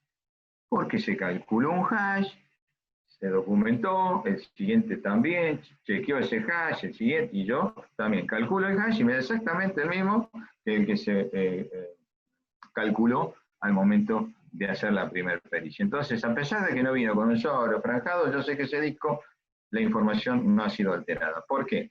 Porque yo a todo ese bloque de información le calculo un código. Si ese bloque de información me lo varían en un punto o un espacio que no tiene ningún tipo de valor a los efectos finales, el hash me da distinto. Entonces yo tengo la pauta de que esa prueba fue modificada. ¿Cuánto? No lo sé. Lo que se modificó influye, no lo sé, pero fue modificada. Entonces yo puedo cuestionar la nulidad de esa prueba. Y también hoy en día se está usando mucho el tema de este protocolo, que en la resolución 234 del 2016, ya tiene 4 años, muchos preguntan si se han aplicado las buenas prácticas contempladas en este protocolo. Hay que leer el protocolo y bueno, vemos lo que pasó, el acta de allanamiento, durante el desarrollo de la pericia y la entrega, si se respondió o no. Si vamos a la pericia que está en desarrollo, y ya con esto estoy finalizando, durante la pericia puedo decir que se haga una copia adicional, las forencias para la parte o para el tribunal, como habíamos dicho, para la parte, para hacer un trabajo en paralelo, que no porque sea un trabajo en paralelo de la parte que es desacreditado de objetividad o de veracidad del trabajo. Posibilidad de ampliación en la lista, o sea, sobre la base de lo que se investigó, hemos visto que hay tales cosas y yo ahora quiero ampliar la lista de vocablos a estos nuevos que aparecen, que me parece que pueden ser importantes por lo que acabo de ver en la pericia. Posibilidad de ampliar, esto lo puede pedir la parte perfectamente, o extender la pericia y decir, bueno, además de estos archivos, me sacó las imágenes y los PDF, además quiero los archivos de sonido, quiero los archivos de texto, etc. Ampliar. Una vez que finalicé la pericia, y yo puedo solicitar la devolución de los elementos secuestrados. Esto es importante para una parte, el letrado que represente alguna parte. Bien. Es obvio que yo voy a pedir ese elemento. Sí, pero hay incidencia en el momento que yo lo pido. Finalicé las copias de forense. Se supone que ya la evidencia digital original está preservada, no la necesita más, porque va a trabajar sobre la copia de forense. Devolverme la computadora, devolverme el servidor, ese disco que es un disco caro y que no se consigue en el mercado. Otra alternativa, cuando finalicé la pericia, ¿cuál es la diferencia? Yo hice la copia, la pericia sigue en la primera circunstancia. La pericia sigue porque todo eso que les comenté, la recolección, el análisis, la presentación, pero ya lo hago sobre la copia forense, ¿la otra la puedo liberar? Sí. ¿Qué pasa si después quiero repetir la pericia? El origen no lo tengo más, ¿sí? Por algún otro motivo. Entonces, por eso algunos piden la devolución inmediatamente de terminada la copia forense, aunque no haya terminado la pericia. Segundo tema, al terminar la pericia, termino la pericia, devuélveme los elementos. Porque a veces el secuestro es un día y después la pericia tarda 3, 6 meses en resolver la situación, pero la copia de forense se hizo el día 1. Y la pericia, a mí me han tocado pericias que me llevaron 2 años. Entonces fíjense ustedes, 2 años reteniendo el elemento y capaz, bueno, ya está, tenés para hacer la pericia, devolvémelo. No al finalizar la pericia. O, en algunos casos, al momento del fallo. Siguió la pericia, siguió otra cosa, hubo un fallo, bueno, devolveme los elementos.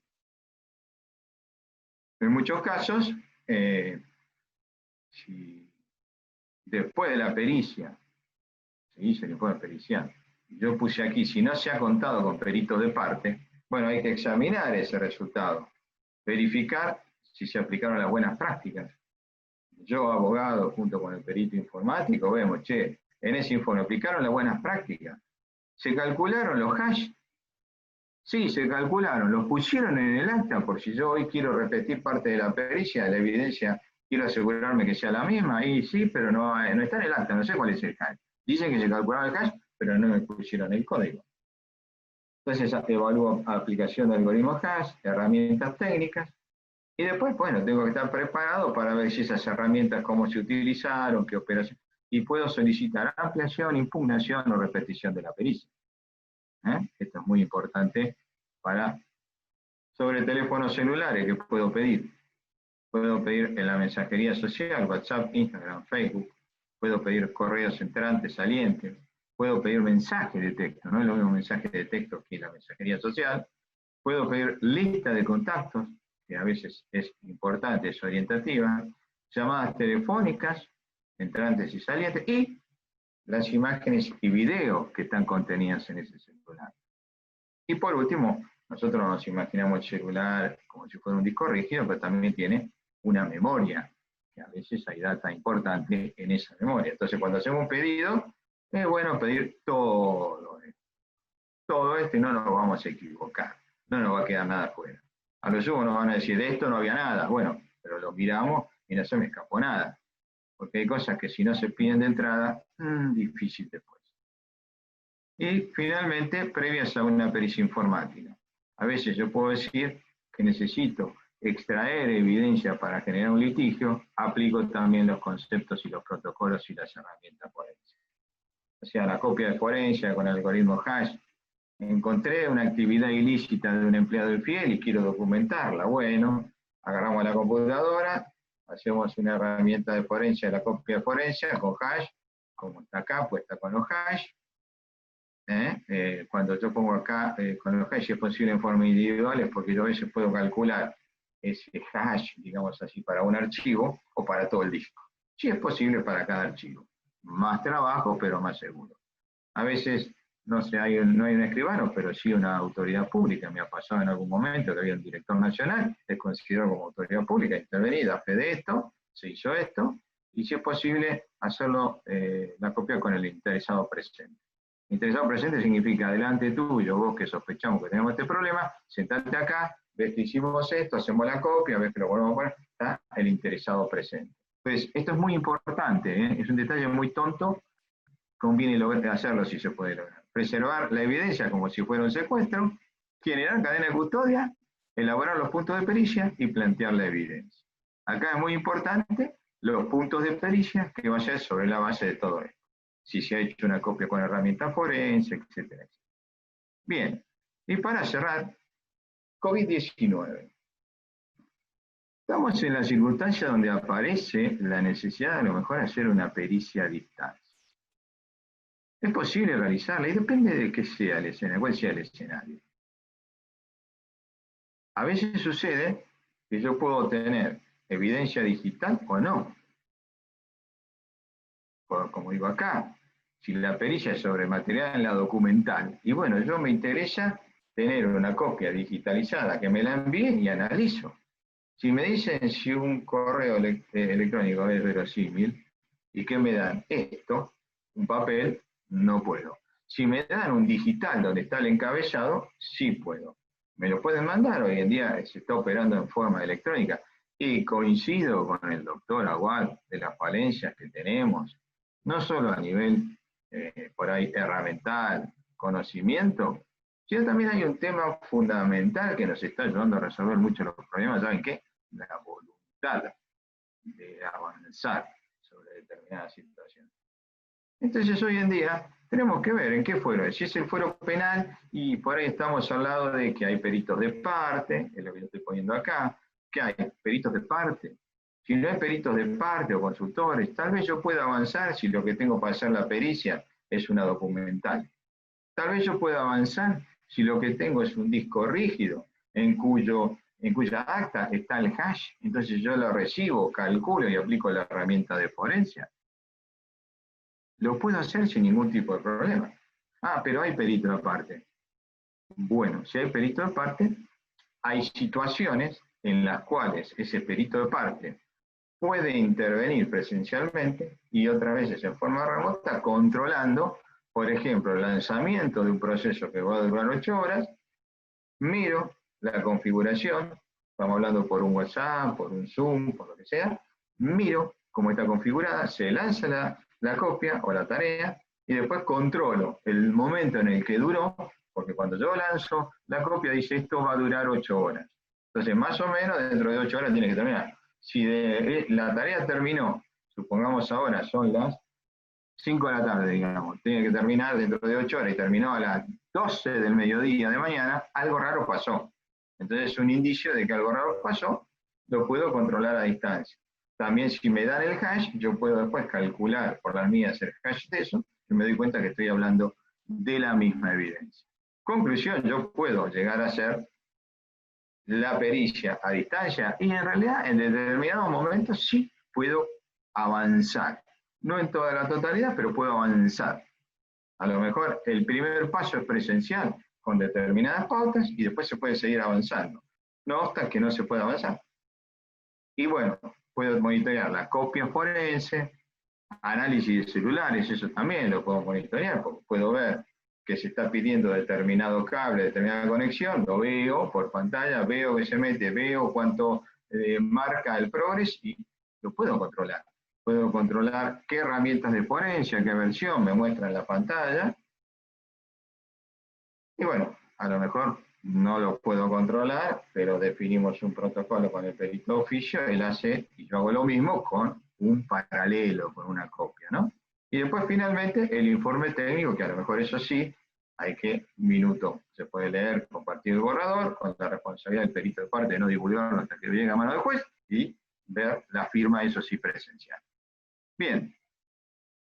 Dos temas de futuro, tenemos que ir pensando en un desafío que como abogado a lo mejor va a existir, que es la ejecución de contratos autónomos. Esto está basado en esto que yo recurrentemente hablé del hash, cuando mostré ese diagrama de bloques previo a la criptomoneda, y las leyes del ciberespacio, en donde en definitiva esto sale de Lawrence Dexy, que dice que el ciberespacio,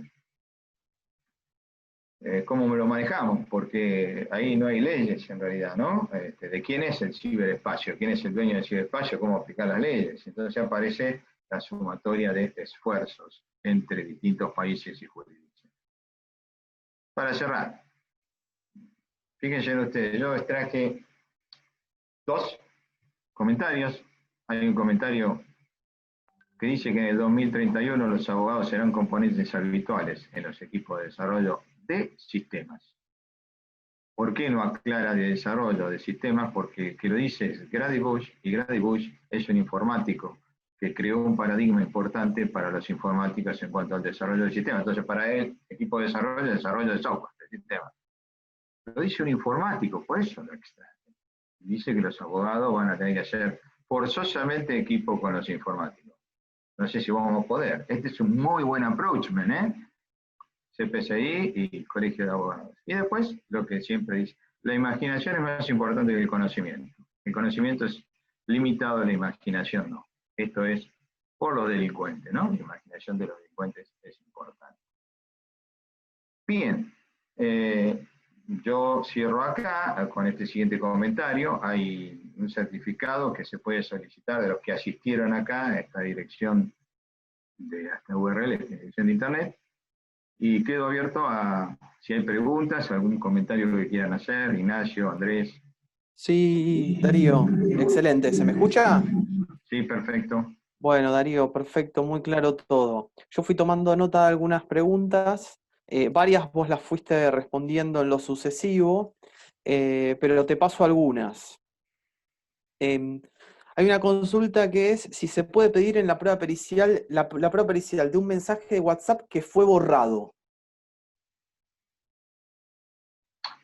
La respuesta es sí. Por ello es muy importante pedir rápidamente la pericia y evitar todo tipo, en la medida de lo posible, de actividades del celular, porque las herramientas de forensia pueden obtener mensajes de WhatsApp borrados. Y tenemos dos instancias. La primera, que ese mensaje de WhatsApp borrado, por ahí se recupera tal cual está, o por ahí se recupera que hay un mensaje WhatsApp de determinadas características, pero no el contenido, porque ya fue pisada la información.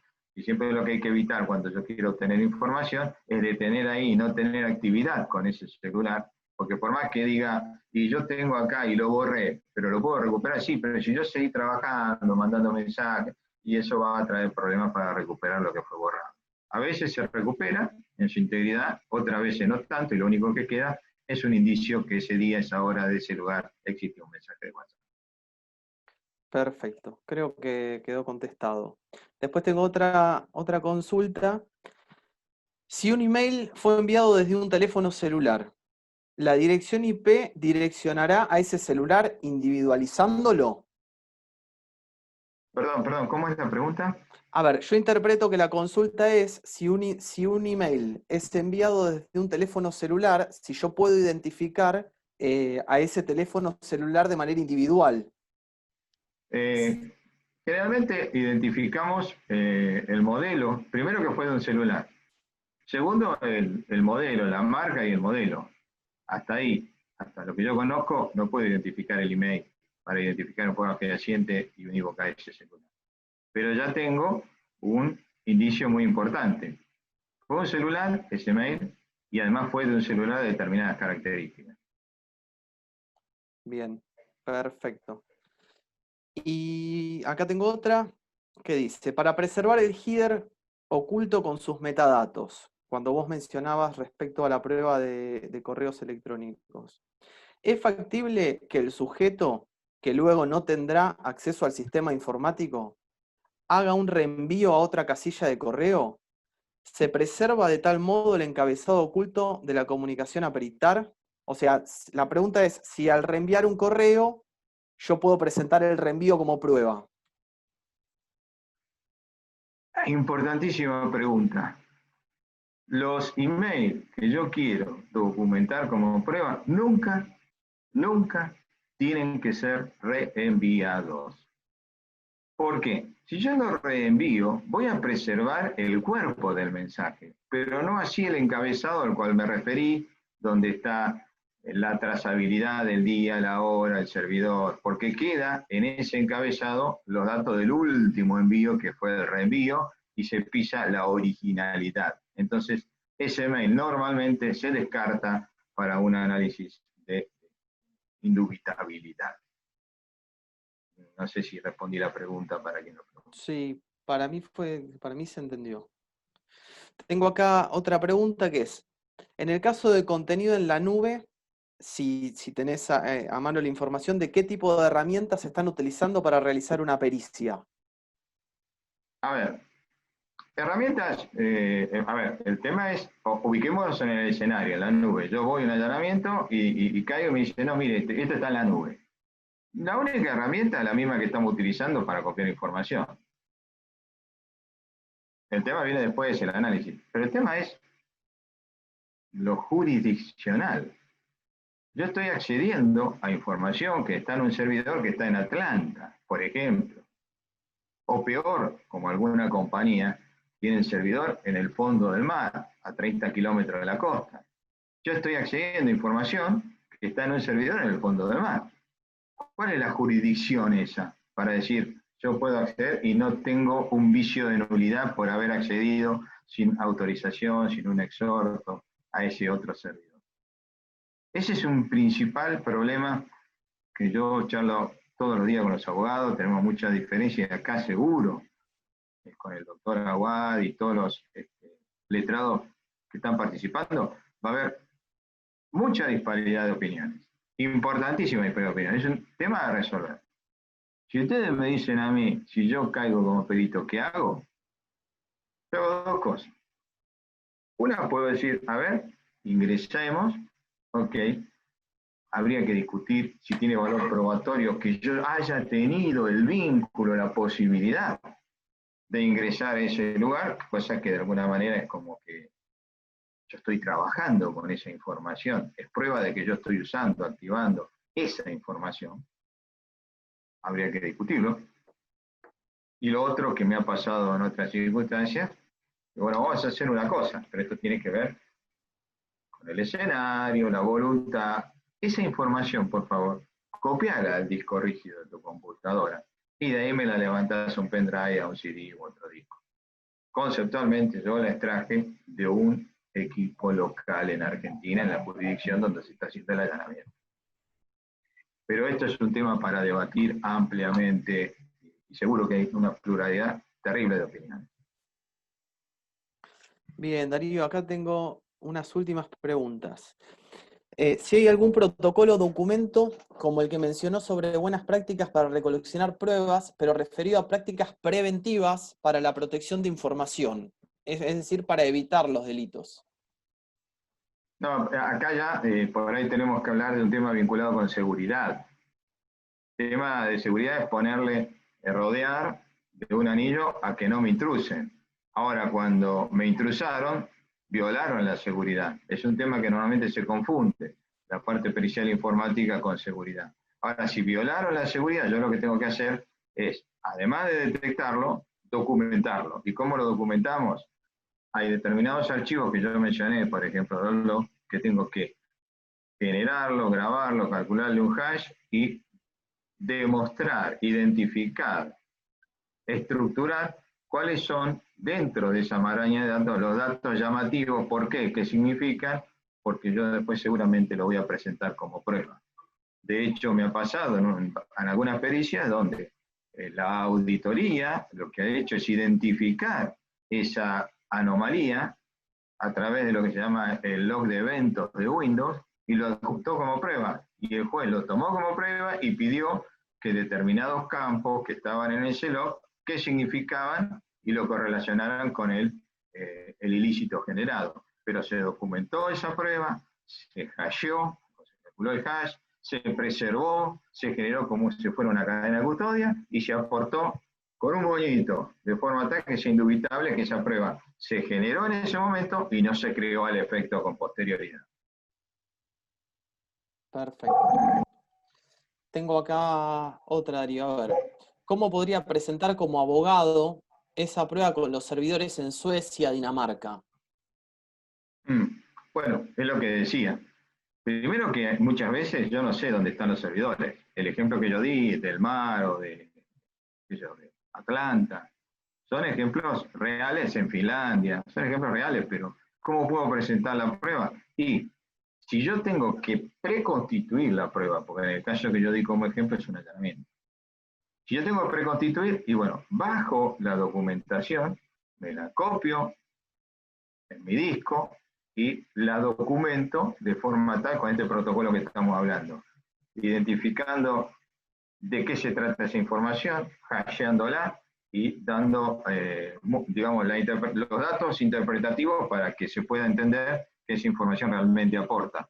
No es necesario decir que lo tengo en la nube, sino que es información que yo manejo en el día a día, que bien yo de la nube me la bajo mis actividades y yo de ahí las analizo, las evidencio y no le veo imposibilidad.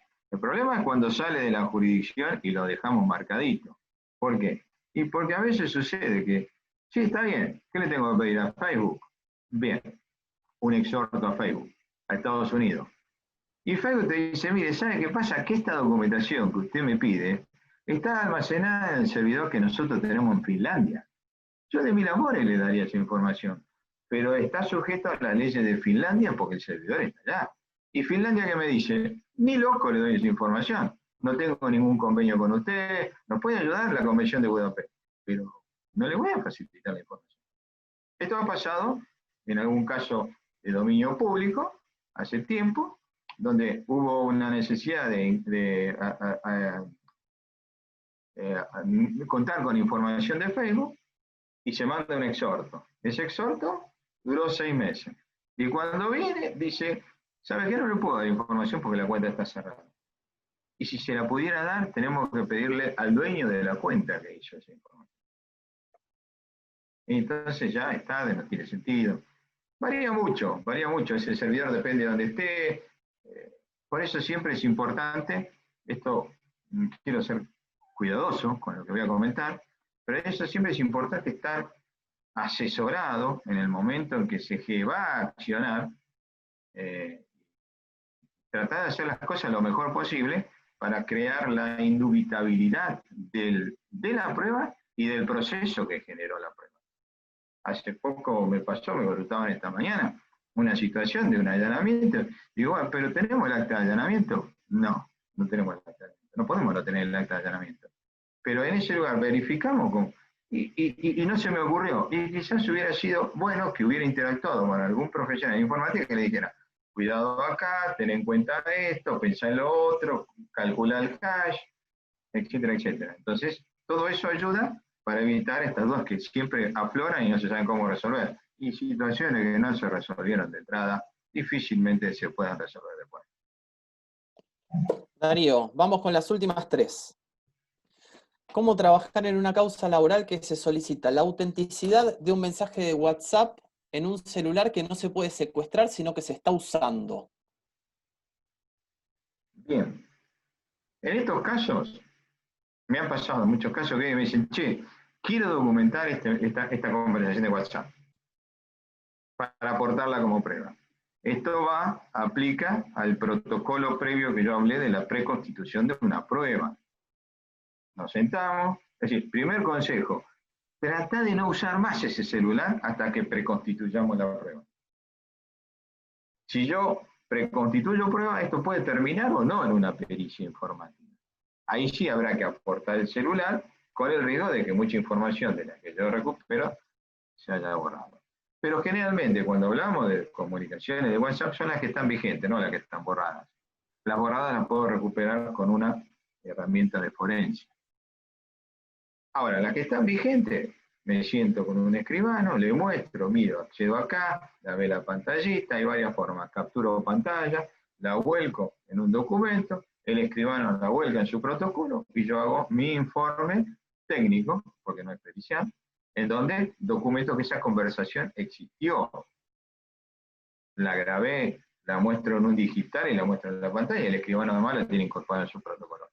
Esto más o menos lo que hablamos al principio de preconstituir una prueba. Y le calculo el cache, y la grabo en un CD no regrabable, medio óptico que seguro que no va a ser modificado, y además le doy una copia al escribano depositario de la fe pública, que cuando el juez dice, bueno, vamos a hacerla, me ha pasado, sobre todo en los fueros laborales, en Capital no hay perito ni consultor.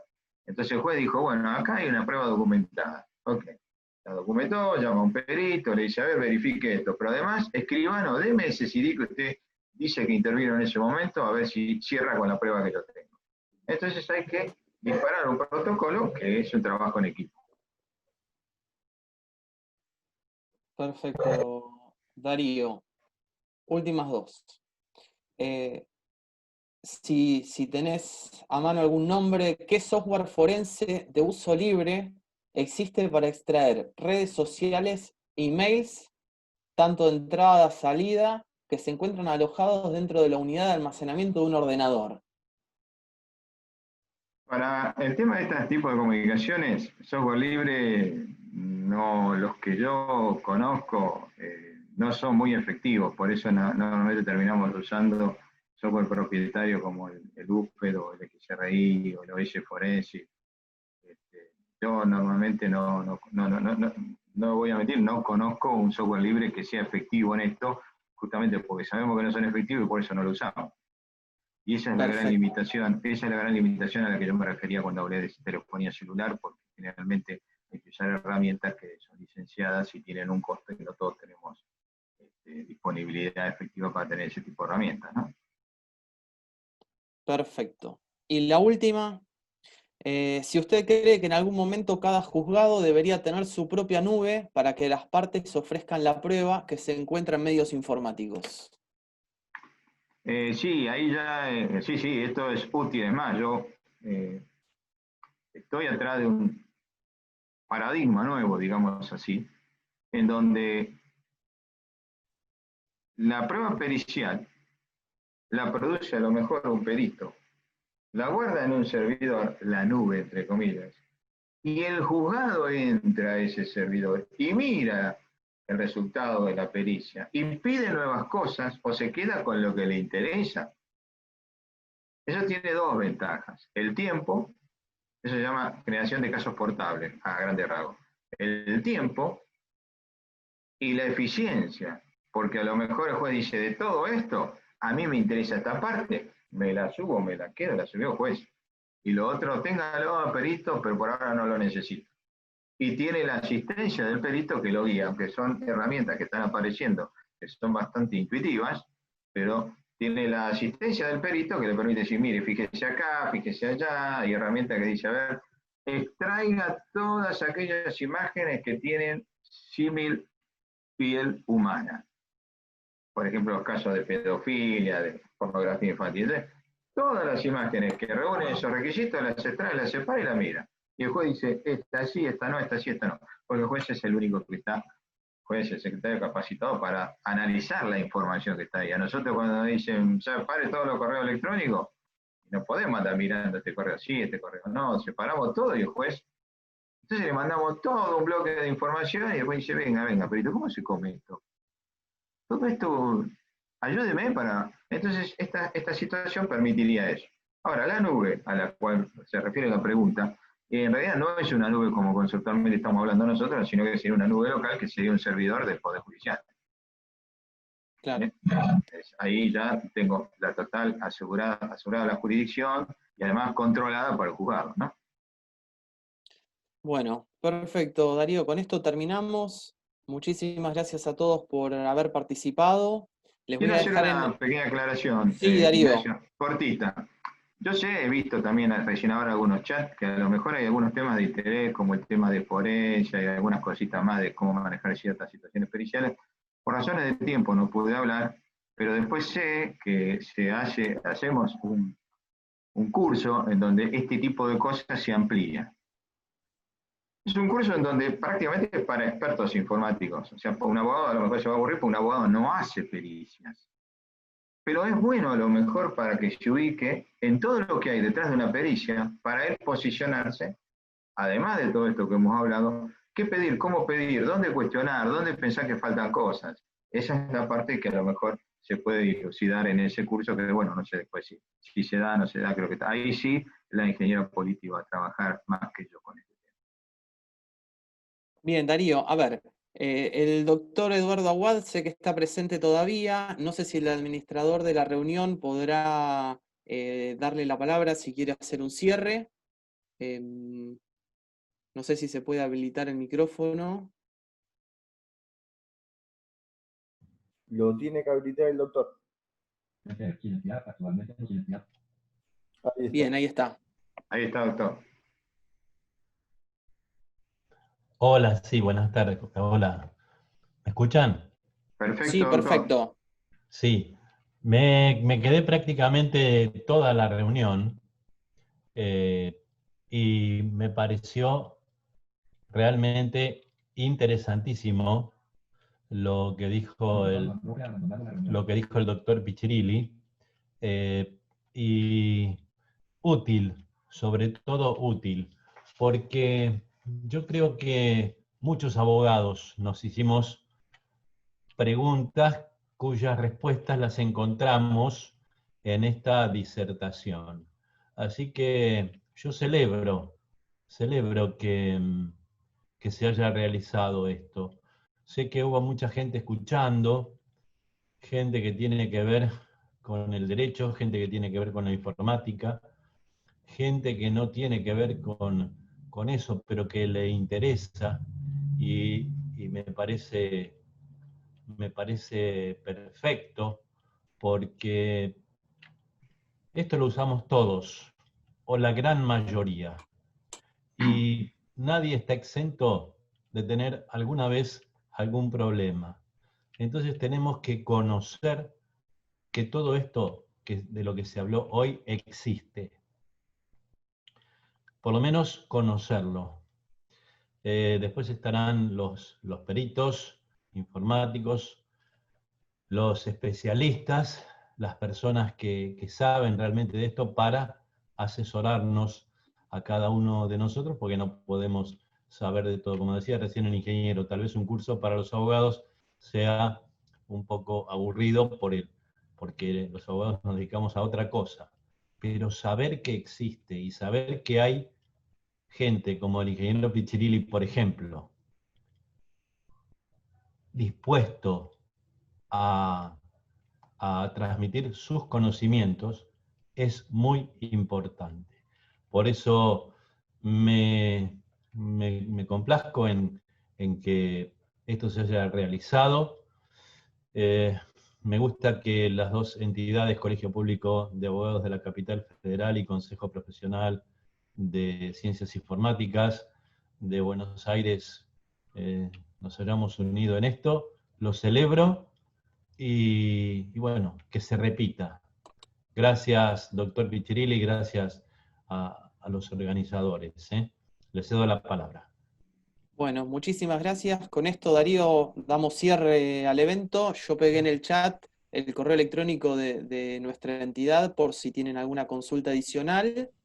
Y bueno, los invito también a ver la página web del Consejo Profesional en Ciencias Informáticas, donde hay capacitación constante en peritaje y demás temáticas. De hecho, también hemos pensado en algún curso específico para abogados, no tan técnico, justamente encarado con el enfoque que decía Darío recién, así que los invito a ver nuestra página web. Muchísimas gracias y bueno... ¿Me permitís un comentario, sí. Ignacio? En la parte de esta, digamos, aplicación para los abogados, creo que es muy importante, porque ahí lo que se puede llegar a compartir, más allá que el conocimiento técnico de una pericia, es todas las situaciones que se producen, que ninguna pericia es igual a la anterior, y cada uno tiene sus propias circunstancias que le toca vivir en un pleito o en una situación judicial. Esa parte sí puede ser interesante, compartir básicamente experiencias y necesidades. Que a veces un abogado dice, bueno, yo tengo esto y cómo lo resuelvo, y es particular de una situación que después se puede generalizar. Perfecto, Darío. Bueno, con esto damos cierre al evento. Muchas gracias por haber participado y esperamos vernos pronto. Gracias a todos, Darío, un por gusto. todo. Gracias, Chao, muchas buenas tardes. gracias. Un gusto.